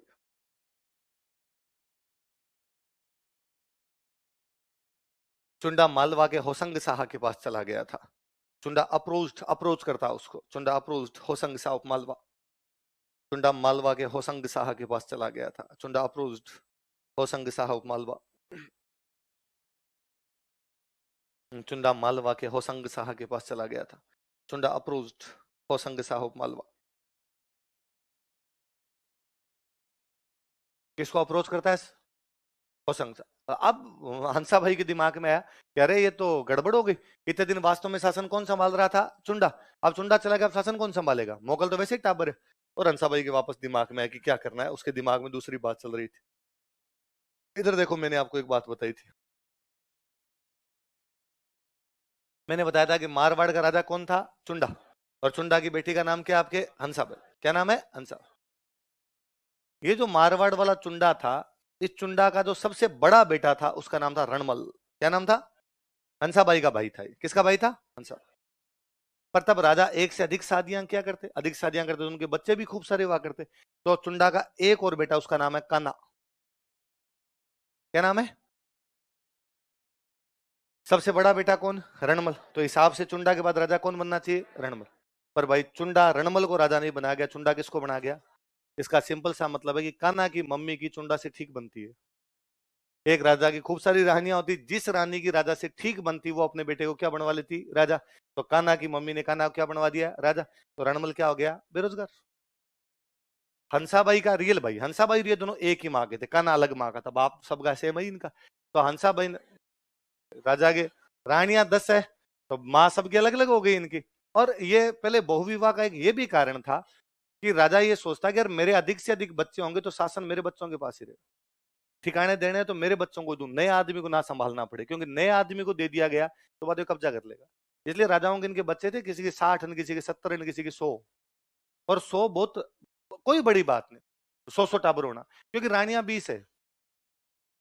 रानियां कितनी है? 20। 5 ही हो तो। मैं जब कई बार किसी कहता हूँ यार उसके 28 बच्चे थे, और वो जो कहते ओ 28 साल, तो मैं कहता हूँ उस पर जाइए, छोड़िए उसको। तो ये राजा जिसकी हम बात करें 1000 साल पहले का है ना। अब भाई 500 साल पहले, 700 साल पहले के राजाओं की बात कर रहे हैं। दादाजी तो अपने से 50 साल पहले के ही हैं। और गांव में सबके दादाजी के 10-10 है। दादाजी वाली जो पीढ़ी है ना, उस पीढ़ी के में सारे के सारे भाई कितने हैं? 10। मेरे को दोस्त हंसते हैं हमेशा कि उन्होंने एक बार अपने चाचा जी से पूछा कि चाचा जी आप 10 भाई बहन हो? तो उन चाचा जी ने कहा कि 10 तो जीवते हैं रे, 3-4 तो मिस कॉल थी। जो होते ही मर गए थे उनका तो कोई हिसाब किताब ही। एक माँ के 15 है, तो माँ 15 हो तो 250। आधे मर भी जाए तो भी 112 तो जीवते बैठे हैं। तो राजाओं के ये होना कोई बड़ी बात नहीं थी। तो फिर जब ज्यादा, और अपने राजतंत्र में बाद में कमियां आ गई थी या राजतंत्र कमजोर हो गए थे, उसका एक बड़ा कारण ये था। आगे हम पढ़ेंगे कि बाद में राजाओं में, अंग्रेजों के टाइम में आके तो हर बार डिबेट ही होती थी, अधिक शादियां बंद की जाए, क्योंकि अधिक शादियों की वजह से बेटे आपस में बाद में लड़ने लग जाते थे। तो यहाँ पर चुंडा भी रणमल को राजा नहीं बना गया, किसको बना गया? रणमल हंसाबाई का भाई है। तो हंसाबाई ने रणमल को कहा कि भैया वहां तुम बेरोजगार हो, वैसे ही तुम्हारे पास कोई काम है नहीं, तुम यहाँ आ जाओ और मेरे बेटे का शासन संभाल लो। तो पहले संरक्षक चुंडा था, फिर चुंडा जब चला गया तो संरक्षक किसको बनाया गया? इसका मतलब मोकल के 2 गार्जियन बने। पहले गार्जियन कौन बना था? चुंडा। फिर कौन बना है? देख लो, संरक्षक रणमल, गार्जियन रणमल।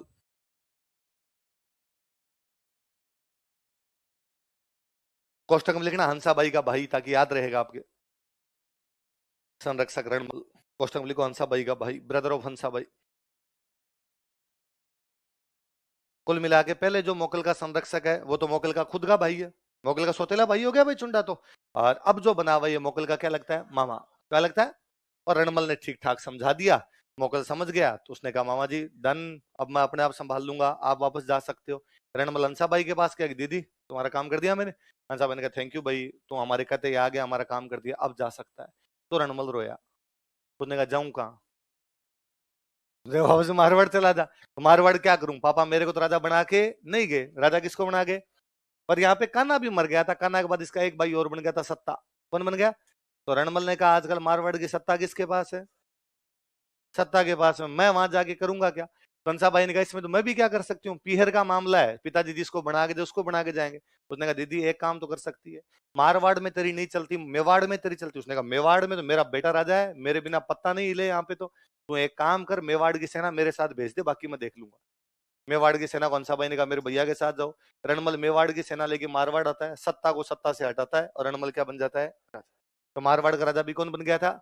मैं आगे जब मारवाड़ पढ़ाऊंगा तब मैं पूछूंगा रणमल कहाँ की सेना की सहायता से राजा बना, बता दोगे? अब हंसा भाई के दोनों काम ठीक है, मेवाड़ का राजा उसका बेटा, मारवाड़ का राजा उसका भाई, दोनों तरफ से कोई टेंशन। अब यहाँ पर आपका मोकल बैठा हुआ है। मोकल इधर भीलवाड़ा में अपने एक जगह पड़ती है रामपुरा। कौन सी जगह? यह एक युद्ध लड़ता है, लिखो रामपुरा का युद्ध।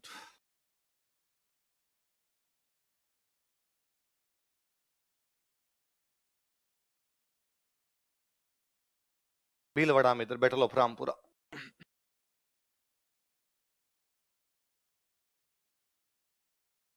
मोकल और नागौर के राजा के बीच में, नागौर का जो राजा था उसका नाम था फिरोज खान।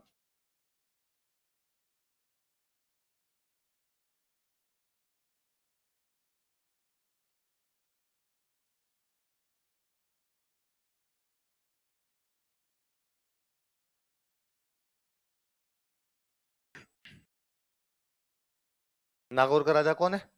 फिरोज खान।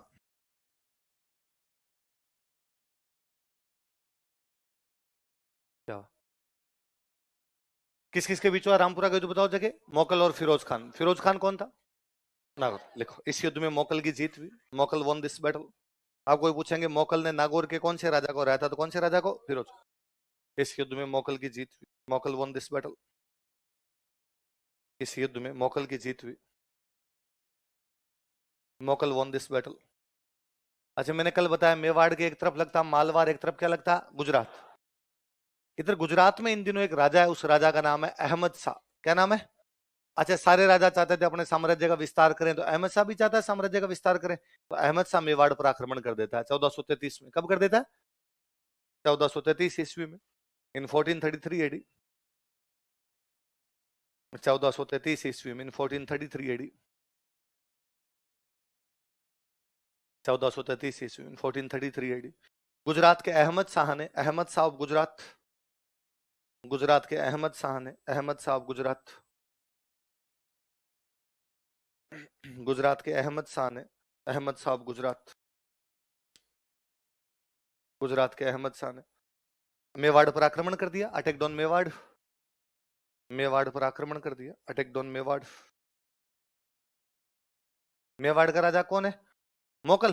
तो मोकल ने कहा भाई वो अपने चित्तौड़, राजधानी कौन सी? चित्तौड़, वो चित्तौड़ा इससे पहले पहले जाके रोकते हैं, बाउंड्री पे रोकते हैं, गुजरात वाले को अंदर क्यों आने दे? तो इधर इनके राजसमंद में गांव पड़ता है, उस गांव का नाम है झीलवाड़ा। क्या नाम है गांव का? तो मोकल इस आक्रमण को रोकने के लिए आगे ही चला गया, कहां पर चला गया? झीलवाड़ा। झीलवाड़ा कहां पड़ता है? राजसमंद। अब मोकल अपनी सेना लेके झीलवाड़ा में बैठा है, थोड़ी सी दूर उधर अहमद शाह की सेना बैठी, अपनी अपनी तैयारी कर रहे हैं, भाई अपने को युद्ध लड़ना है। मोकल एक दिन अपने कैंप में बैठ के सोच रहा है भाई कैसे लड़ना है क्या नहीं लड़ना है। मोकल की सेना में 3 लोग है, मोकल की सेना में एक बंदा, उसका नाम है चाचा। क्या नाम है? नाम है चाचा, अंकल नहीं है। एक बंदा उसका नाम है मेरा। क्या नाम है? मेरा चाचा नहीं है। एक चाचा रे कौन है? मेरा। एक बंदा उसका नाम है महपा पंवार। क्या नाम है? किसकी सेना में तीनों? मोकल। क्या क्या नाम बताओ देखे? कौन कौन है? चाचा, मेरा और महपा पंवार। क्या नाम है? किसकी सेना में? मोकल की सेना कहां पड़ी है? किससे लड़ने के लिए गई? कब लड़ने के लिए गई? अहमद शाह कहां का राजा? इन चाचा, मेरा, महपा पंवार की थोड़े दिन पहले मोकल से किसी बात को लेकर थोड़ी बहुत अनबन हो गई थी, तब तो ये चुप हो गए थे, कुछ ही नहीं बोले थे। अब इनके बैठे बैठे का दिमाग खराब हो गया, यार इस मोकल ने उस दिन अपने को ये कह दिया था। ये तीनों मोकल के कैंप में गए। अब मोकल के सैनिक मोकल कैंप में जा रहे हैं तो कौन रोके लगे, अपने ही तो बंदे जाके मोकल को मार देते। तो मोकल को मोकल के सैनिकों ने मार दिया था। क्या क्या नाम था उनका? कहां पे मारते हैं? उस समय मोकल किसका आक्रमण रोकने के लिए गया हुआ? देखो इस समय दिस टाइम झीलवाड़ा नामक स्थान पर एट प्लेस नेम्ड झीलवाड़ा, राजसमंद में जगह, झीलवाड़ा नामक स्थान पर एट प्लेस नेम्ड झीलवाड़ा, झीलवाड़ा नामक स्थान पर एट प्लेस नेम्ड झीलवाड़ा, चाचा मेरा तथा महपा पवार ने, चाचा मेरा एंड महपा पवार, चाचा मेरा तथा महपा पवार ने, चाचा मेरा एंड महपा पवार, चाचा मेरा तथा महपा पवार ने मोकल की हत्या कर दी थी। मर्डर्ड मोकल, मोकल की हत्या कर दी थी। मर्डर्ड मोकल।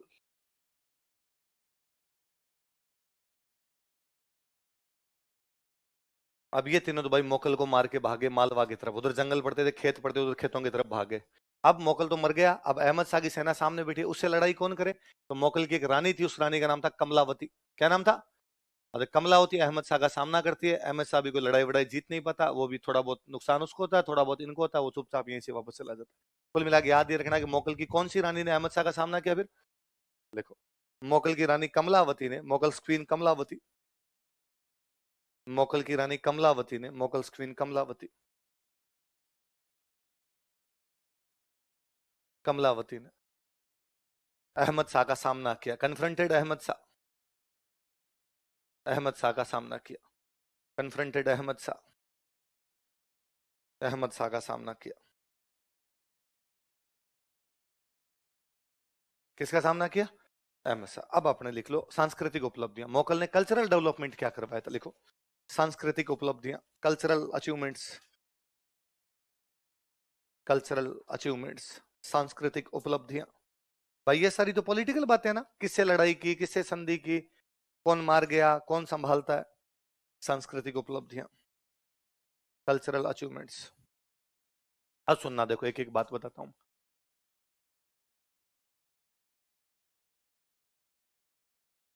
चित्तौड़ में बीच में कुछ समय के लिए मालवा के परमारों ने कब्जा कर लिया था। किसने कब्जा किया था?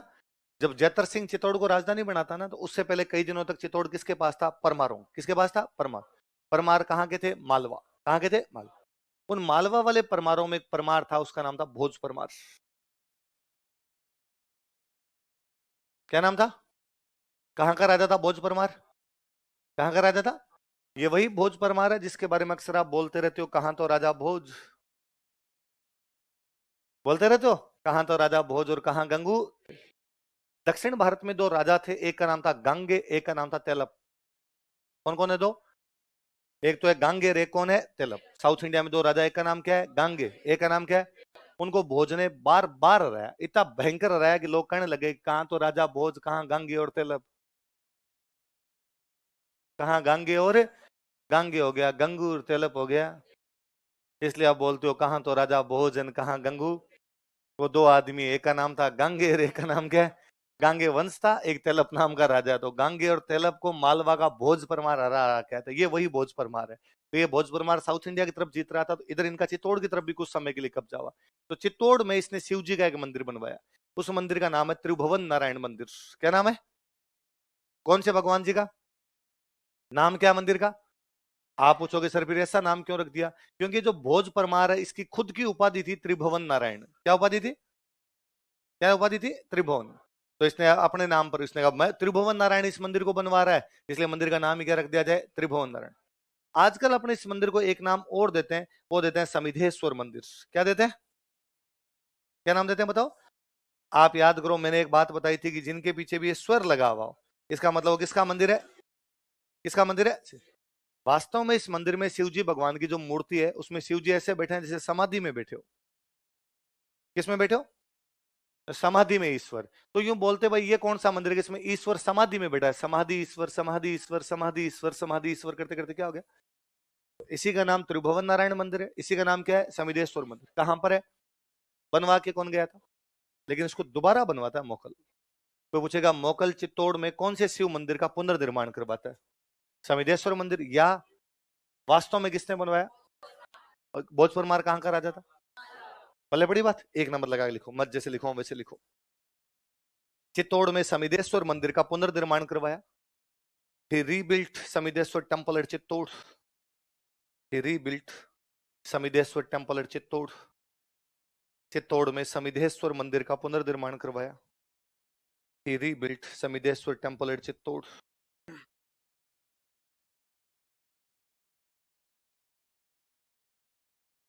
चित्तौड़ में समिधेश्वर मंदिर का पुनर्निर्माण करवाया।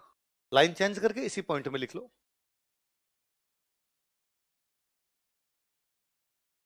पहले इस मंदिर को त्रिभुवन नारायण मंदिर कहा जाता था।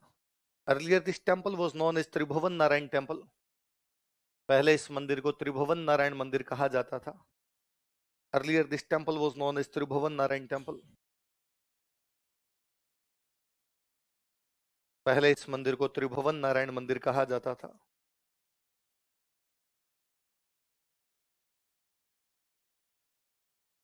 Earlier this temple was known as Tribhuvan Narayan temple, जिसे मालवा के भोज परमार ने बनवाया था। Which was built by Bhoj Parmar of Malwa, जिसे मालवा के भोज परमार ने बनवाया था। Which was built by Bhoj Parmar of Malwa, जिसे मालवा के भोज परमार ने बनवाया था। Which was built by Bhoj Parmar of Malwa,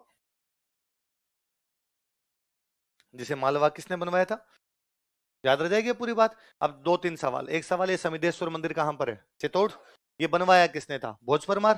भोज परमार कहां का था? मालवा। इससे पता चलता है कि मालवा वाले परमारों का थोड़े टाइम के लिए यहाँ पे क्या रहा है, तभी तो मंदिर बनवा सकता है। उसने इस मंदिर का नाम क्या रखा था? त्रिभुवन नारायण। त्रिभुवन नारायण क्यों रखा? क्योंकि भोज की उपाधि क्या है। और पुनर्निर्माण किसने करवाया? किसने करवाया? मोकल।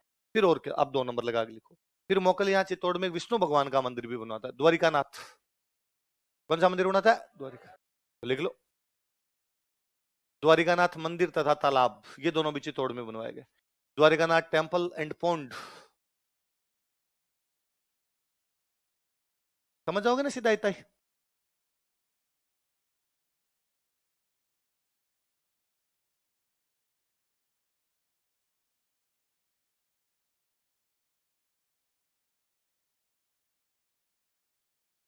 चित्तौड़ में एक तो समिधेश्वर मंदिर का पुनर्निर्माण करवाया, एक कौन सा मंदिर बनवाया? द्वारिकानाथ, और साथ में उसके क्या बनवाया? तालाब।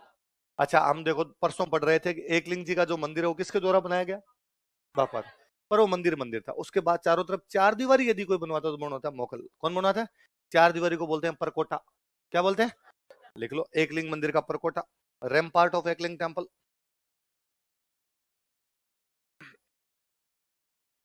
एकलिंग मंदिर का परकोटा।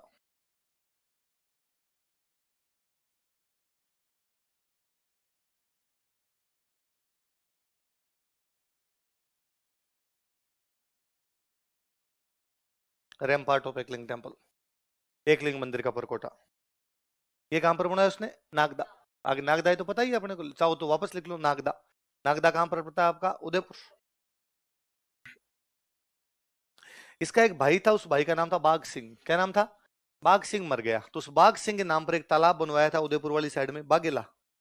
कौन सा तालाब बनवाया? लिख लो, बागेला तालाब, उदयपुर।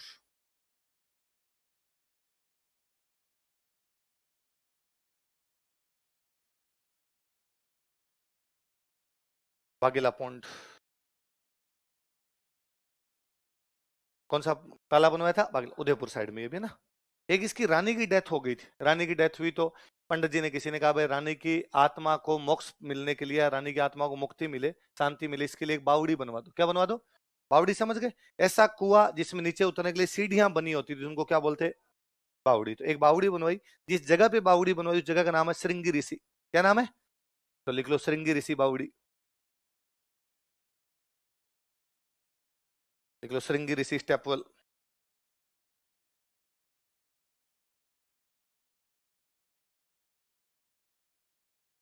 श्रृंगी ऋषि बावड़ी, उदयपुर में। ये भी श्रृंगी ऋषि जगह का नाम है। तो मोगल के टाइम में निर्माण कार्य किस किस का हुआ? पहले तो कौन से मंदिर का पुनर्निर्माण? समिधेश्वर। फिर चित्तौड़ में कौन सा मंदिर? द्वारिकानाथ। उसके साथ में क्या बनवाया? तालाब। फिर एकलिंग मंदिर का क्या बनवाया? परकोटा। भाई बाघ सिंह की याद में बाघेला, और रानी की आत्मा को मुक्ति के लिए श्रृंगी ऋषि जगह का नाम, जहां पे श्रृंगी ऋषि रहते थे उस जगह का नाम ही श्रृंगी ऋषि हो गया, और वहां पर बावड़ी बना दी, इसलिए क्या बोलने के श्रृंगी ऋषि की बावड़ी। वापस सुनो, भगवान राम कितने भाई थे? 4, राम लक्ष्मण भरत शत्रुघ्न। जानते हो आप, इनकी एक बहन और थी इनसे बड़ी, उसका नाम था शांता। क्या नाम था? भगवान राम की एक बड़ी बहन थी, उसका नाम क्या था? शांता। शांता की शादी जिनके साथ की गई थी उनका नाम था श्रृंगी ऋषि।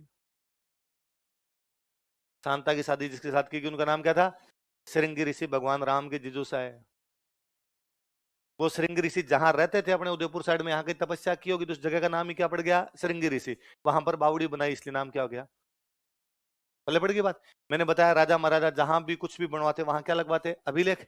तो अब कोई पूछे श्रृंगी ऋषि के बावड़ी का अभिलेख कौन से राजा के टाइम का है? कौन से का है? मोकल। पर इसमें मोकल अपनी बात तो बताता है, अपने पिताजी लाखा की भी बताता है, उनके पिताजी की भी बताता है, हमीर तक की बातें बताता है। कहां तक की बताता है? क्योंकि राणा शाखा कहां से शुरू हुई। तो अब कोई पूछेगा श्रृंगी ऋषि के अभिलेख में कहां से कहां तक के राजाओं की जानकारी है? हमीर से। याद रह जाएगी बात आपकी? यही नीचे लिख लो, एक नीचे अलग से लिख के अलग से अपने बॉक्स में बंद कर लेंगे। देखो श्रृंगी ऋषि अभिलेख यही बावड़ी के पास लगा हुआ है। ये थोड़ा काम का है, ये क्वेश्चन पूछते हैं तो ये कर लेते हैं। श्रृंगी ऋषि अभिलेख, श्रृंगी ऋषि इंस्क्रिप्शन 1428 ईस्वी का श्रृंगी ऋषि अभिलेख। लिख लो आगे। इस अभिलेख में हमीर से मोकल तक मेवाड़ के राजाओं की जानकारी है। This inscription provides information about kings of Mewar from Hamir to Mokal. इस अभिलेख में हमीर से मोकल तक मेवाड़ के राजाओं की जानकारी है। This inscription provides information about kings of Mewar from Hamir to मोकल।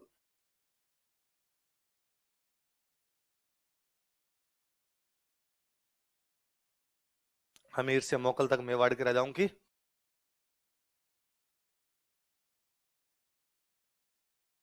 जानकारी है। अब अगला राजा चेंज कर लो, और ये सबसे भाई अपने महत्वपूर्ण राजा है। कुंभा स्टार लगा लेना, ये अपने प्री मेन सब में पूछा जाएगा।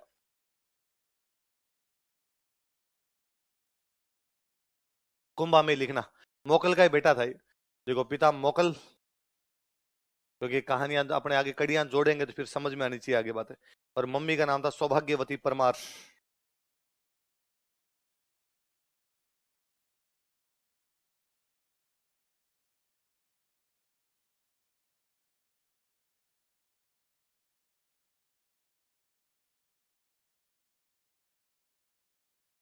पिताजी का नाम क्या था? मोकल। मम्मी का नाम क्या था? सौभाग्यवती परमार। हाँ, वो आगे चित्रकला पढ़ेंगे तब पढ़, है ना। सौभाग्यवती परमार। पिताजी का नाम क्या था? मोकल। मम्मी का नाम क्या था? जब झीलवाड़ा के अंदर वहां मारा गया था ना मोकल को, चाचा मेरा और महपा पुआर द्वारा, कुंभा वहीं था। कुंभा भी युद्ध में गया हुआ था वहां पे, लेकिन पता चला कि मोकल को मार दिया। और उस दिन चाचा मेरा महपा पुआर का प्लानिंग ये थी कि मोकल को मार के कुंभा को भी मारेंगे, परिवार ही खत्म करो रे इसका। लेकिन कुंभा के साथ वालों को पता चला भाई मोकल को मार दिया, ये कुंभा को मारने आएंगे, तो उन्होंने कुंभा को वहां से निकाल दिया। तू चित्तौड़ जा, एक बार अहमद शाह से लड़ाई खत्म हो जाए, बाद में देख लेंगे क्या करना है क्या नहीं करना है। तो कुंभा वहां से कहाँ गया? चित्तौड़। चित्तौड़ में दादी के पास है। दादी कौन है? दादी कौन है? अंसब। उसने दादी को आगे बात बताया, भाई दादी जी ऐसे ऐसे पिताजी को तो चाचा मेरा और मापा पवार ने मार दिया। कहाँ गए मार के? तो मालवा भाग गए। वो मुझे मारना चाहते थे, मैं जैसे तैसे बच के आया हूँ। हंसा भाई को बेचारी को फिर डर लगा कि जो बेटे को मार गए, इस बात की क्या गारंटी है कि वो पोते को छोड़ देंगे? हो सकता है पोते को भी मार दे। हंसा भाई को वापस हारेगा सहारा बाबा श्याम हमारा। कौन याद आया? रणमल। तो कुंभा का संरक्षक भी किसको बनाया गया? रणमल। लिखो, संरक्षक रणमल, गार्जियन। इसलिए पिता माता के नाम लिखे था कि याद रहे भाई मोकल का बेटा ही है कुंभा, इसलिए रणमल बचाने आया है। संरक्षक रणमल, गार्जियन रणमल। अब कोई पूछे कि रणमल मेवाड़ के कौन कौन से 2 राणाओं का संरक्षक बना था? पहले किसका? मोकल। बाद में किसका? अच्छा, रणमल ने आते पूछा भाई क्या बात हुई? बताइए साहब, ये बात हुई। किधर भाग गए चाचा मेरा और मापा पवार? की मालवा भाग गए। उन दिनों मालवा में एक राजा था, उसका नाम था महमूद खिलजी। क्या नाम था? रणमल ने महमूद खिलजी को मैसेज किया, महमूद खिलजी हमारे 3 बंदे, चाचा मेरा महपा पवार, हमारे राणा मोकल को मारने के बाद तुम्हारी सीमाओं में घूम रहे हैं, तीनों को गिरफ्तार करो, गिरफ्तार करके हमें सौंपो। महमूद खिलजी को लगा ठीक है यार, यदि अब मेवाड़ वाले अपने दुश्मन है, क्योंकि मेवाड़ और मालवा की आपस में कोई ज्यादा बनती नहीं थी, और मेवाड़ वाले दुश्मन अपने घूम रहे हैं, ठीक है शरण दो ना, दुश्मन कमजोरी हो रहा है उससे, तो उसने आनाकानी की, उसने कहा हमारे पास तो नहीं है। रणमल ने कहा देख ढूंढ तो मैं अपने आप भी लूंगा, पर यदि मैंने ढूंढ के मारे और तूने सहायता नहीं की, फिर तेरी गिरह है बाद में देख लेना। महमूद खिलजी ने कहा नहीं है हमारे पास तो। रणमल उनको ढूंढता है, चाचा मेरा दोनों को मार देता है, महपा कुंवर आगे की तरफ भाग जाता है। तो कुंभा ने अपने पिता की हत्या का बदला लिया, किसको मार के? बोले मार के रणमल आया, पर राजा तो कौन है? कुंभा ही। देखो चाचा तथा मेरा को मारकर, आफ्टर मर्डर चाचा एंड मेरा, आफ्टर मर्डर चाचा एंड मेरा, चाचा तथा मेरा को मारकर कुंभा ने अपने पिता की हत्या का बदला लिया। Kumbha took revenge of murder of his father. Kumbha ने अपने पिता की हत्या का बदला लिया। Kumbha took revenge of murder of his father.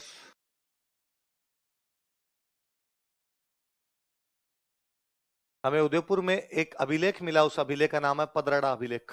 क्या नाम है? कुंभा जिस साल राजा बना था उसी साल का अभिलेख है वो, मतलब 1433 का। कब का अभिलेख है? 14। इसमें ये जानकारी है। तो कोई पूछे कि कुंभा ने अपने पिता की हत्या का बदला ले लिया था, ये जानकारी कौन से अभिलेख से मिलती है? कब का पदराड़ा अभिलेख? 1433। कुंभा राजा कब बन रहा है? 1433। इसलिए कुंभा का पहला अभिलेख है। कुंभा का राजा बनने के बाद कोई पहला अभिलेख है, वो कौन सा है? लिख लो। यह जानकारी पदराड़ा अभिलेख से प्राप्त होती है, उदयपुर में वही। This information is given by Padrada inscription. यह जानकारी पदराड़ा अभिलेख से प्राप्त होती है। This information is given by Padrada inscription.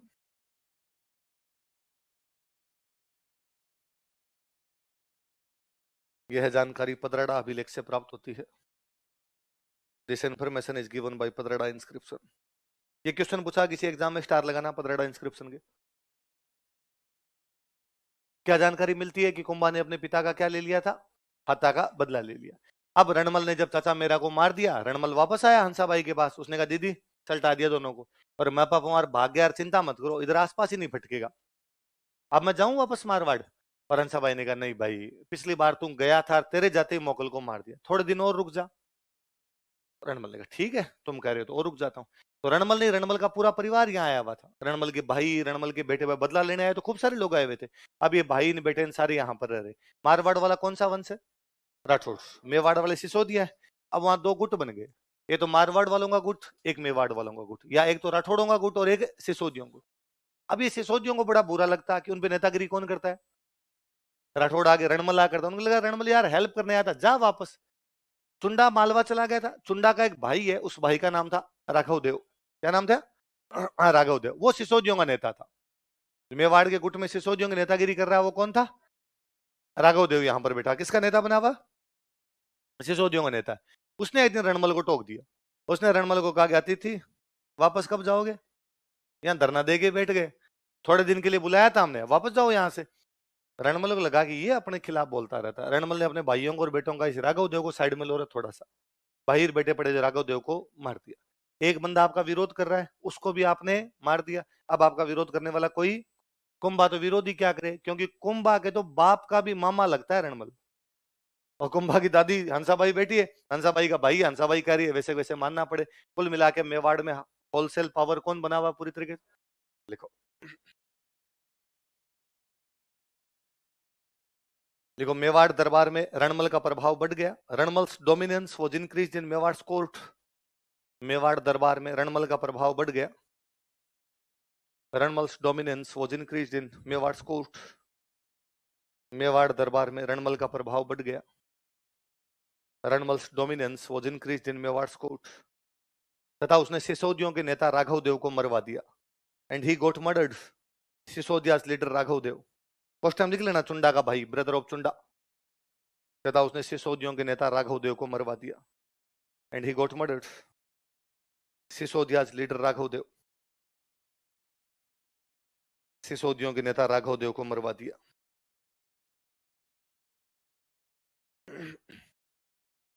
And he got murdered.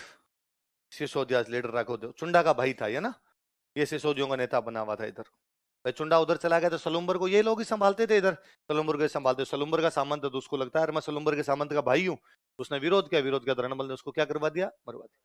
अब पूरी तरीके से किसकी चलने लगी? रणमल की। यहाँ जब रणमल मेवाड़ में इतने दिन तक रह रहा था तो यहाँ रणमल की गर्लफ्रेंड बन गई बारमली। क्या नाम था?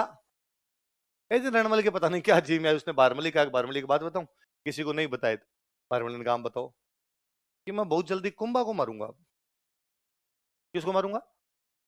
उसने कहा रे कुंभा आपके भांजे का बेटा है, आपकी बहन का पोता है, और आपको कुंभा की रक्षा के लिए बुलाया हुआ है, और आप क्या बात करते हो कुंभा को मार दो। तो उसने कहा चुप, कोई बेटान भाणजान कुछ ही नहीं होता। मैं कुंभा को मारूंगा और कुंभा को मार के मेवाड़ पे कब्जा करूंगा, फिर मारवाड़ तो मेरा है साथ में, और क्या जाएगा, और तू ये बात किसी को बताएगी नहीं, और मैं मेवाड़ का राजा बनूंगा, तू रानी बनेगी। पर बहारमली से को ये अच्छा नहीं लगा। बहारमली मेवाड़ की थी, उसको लगा ठीक है अपने रणमल से प्यार करते हैं, पर इसका मतलब ये थोड़ी अपने राजा को मार दे। कोई राज्य के साथ विश्वासघात नहीं किया। वो अगले दिन हंसाबाई के पास फिर उसने हंसाबाई को जाग कहा, हंसाबाई आप पता नहीं मेरी बात मानोगे कि नहीं मानोगे, विश्वास करोगे या नहीं करोगे, पर आपका भाई रणमल बहुत जल्दी आपके पोते कुंभा को मार देगा। और हंसाबाई ने कहा ये क्या बदतमीजी है, मेरे भाई पे कैसे इल्जाम लगा सकती है, तुझे क्या पता कर देगा। उसने कहा मुझे ही पता है, और तो किसको होगा। अब बेचारी हंसाबाई फंस गई। हंसाबाई यदि रणमल को यह कहे कि प्लीज कुंभा को मत मारना, तो क्या पता उसके मारने का प्लान 1 साल बाद का, वो आज ही मारे। वो गांव में पागल आदमी वाली सी बात है जी। गांव में एक पागल आदमी था, महिलाएं पानी लेने के लिए जाती, उनके मटके गिरवा दिया करता, बच्चों को थप्पड़ मार दिया करता, बूढ़े लोगों की लकड़ियां खींच खींच के भाग जाया करता। एक दिन गांव वालों ने मीटिंग बुलाई, मीटिंग बुलाकर, अरे पागल आदमी बाकी सब ठीक है, तू कभी गांव के आग मत लगा देना। उसने कहा ये तो पता ही नहीं था मेरे को, ऐसा भी किया जा सकता है क्या। तो भाई पागल आदमी को कोई भी टेक्निक देनी नहीं, उसे कोई भी प्लान देना नहीं, वरना वो एग्जीक्यूट कर देगा हाथों हाथ। तो अब हंसाबाई को लगे कि रणमल को कह दिया मत मार, तो ये कल ही मार जाएगा कहीं पे। अब हंसाबाई को लगा अब क्या किया जाए, तो हंसाबाई को वापस चुंडा याद आया। कौन याद आया? जो हंसाबाई के विश्वास की वजह से कहां चला गया था, मालवा, और उसने कहीं से चुंडा की नई जियो सिम के नंबर का बाड़े, और उसने चुंडा को मैसेज किया, ऐसी भी क्या नाराजगी है, किसके घर में लड़ाई नहीं होती है, जहां 4 भांडे रहते हैं आपस में खड़कते ही हैं थोड़े बहुत। मैं आपकी सौतेली माँ हूं, आप ऐसे नाराज हो गए चले गए। दुनिया क्या कहती है कि खुद की माँ होती तो नहीं जाने देती, सौतेली माँ इसलिए घर से निकाल दिया, प्लीज आपको वापस आ जाना चाहिए। चुंडा जी भी उधर नरेगा पे जॉब कर करके तंग आए हुए थे, भाई दूसरे राज्य में रहना तो तब ही काम है भाई। और चुंडा जी ने कहा आप तो बताओ आना कब है, कल ही आ जाओ। चुंडा जी बिना टिकट अगले दिन सीधे चित्तौड़ पहुंचे। आया भाई बताओ क्या बात हुई, और पूरी बात बताई कि आप गए, आपके जाने के बाद हमने रणमल को बुलाया, रणमल ने कुछ दिन शासन संभाला, फिर अपनी सहायता से मारवाड़ का राजा बना, फिर मोकल को मार दिया, हमने रणमल को वापस बुलाया। हालांकि इसने चाचा मेरा को मार के मोकल का बदला तो लिया, पर उसने राघव देव को भी मार दिया, और अब ये किसको मारना चाहता है। अब अपने को क्या करना है कि ये कुंभा को मारे, इससे पहले अपने इसको ही मार दे। पर रणमल को मारे कौन? वो डाकी था, डाकी। मतलब यूं कोई 6.5 फीट की हाइट थी, 150 किलो वजन था उस आदमी के अंदर, और यूं 2-4 को तो झिंटे पकड़ ले तो बिड़ा बिड़ा के मारे, ऐसा आदमी था। तो अब प्लानिंग की कि इसको मारें कैसे। एक बार वापस बारमली को बुलाया, और बारमली का, बारमली यदि तू इसको शराब पिला के बेहोश कर दे तो बेहोशी में मारा जा सकता है, होश में तो आदमी आज मरे। बारमली ने कहा कि देखो वैसे तो मैं रणमल से दिलो जान से मोहब्बत करती हूँ, पर जब तुम इतना कह रहे हो तो देश के लिए मैं दिल पे पत्थर रखकर ब्रेकअप कर लूंगी। और ये वाला कर सकती हूँ मैं ऐसा। उस दिन भाई रणमल जी बाहर से गए, जाते उन्होंने कहा कि हाँ बारमली खाना लगा दे, और बारमली ने कहा ये क्या तरीका है, चलिए बाहर से 2 पैक लगा के आते हो, कभी मेरे साथ भी पिया करो। बारमली बोतल लेके तैयार बैठी थी। रणमल जी ने कहा कि इतनी रोमांटिक तुम पहले कभी नहीं थे, खोल बोतल खोला। अब भाई बारमली पिलाया, एक बोतल में डाकी की क्या असर पड़ता है उसके, और बारमली ने दूसरी बोतल खोली, उसने कहा मैं कब कब कहती हूँ, एक मेरे हाथ से गिलास पियो। वो 2-2.5 बोतल में उसके नशा हुआ, तो चारपाई पे गिर गया। तो इतना लंबा था कि उसके पैर चारपाई से नीचे लटकते थे। अब उसने चुंडार सिसोदिए बाकी आसपास खड़े थे, बारमली ने कहा भाई आ जाओ मार दो इसको, पर उनको फिर भी डर लगे कि यदि ये खड़ा हो गया तो। वो नजदीक आए, पहले आगे चारपाई पे बांधा, हाथ पैर बांधे, फिर एक आदमी चाकू लेके छाती पे बैठा, चाकू चाकू मारे। फिर तो उस आदमी में इतना जोर था कि जैसे उसके चाकू लगे उसे होश आ गया, और उसे समझ में आ गया मुझे मार रहे हैं। चाकू लगते दारू भी उतर गई उसकी। तो उसने जो पैर नीचे लटक रहे थे ना, वो पैर जमीन पे टिकाए, जमीन टिकाए, चारपाई समेत खड़ा हो गया उस बंदे को लेके, और उस बंदे को दीवार के भिड़ा के मार दिया था उसने। पर वो बंधा हुआ था, तो ये बाकी वाले किसी के पास तलवार था, किसी के पास बर्छा था, किसी के पास भाला था, उसके मारे मार मार के उसको मार दिया। तो रणमल किसकी सहायता से मार दिया गया? तो लड़कों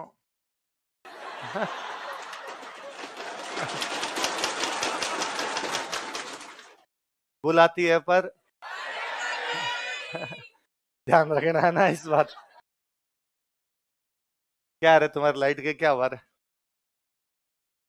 हाँ आएगी। टाइम टाइम मेरा तो हुआ नहीं, अभी कई साल जीवता रहूंगा मैं।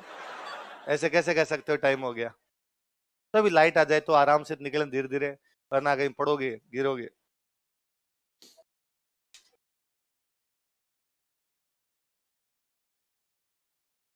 आराम से निकलना, कोई भी निकले तो।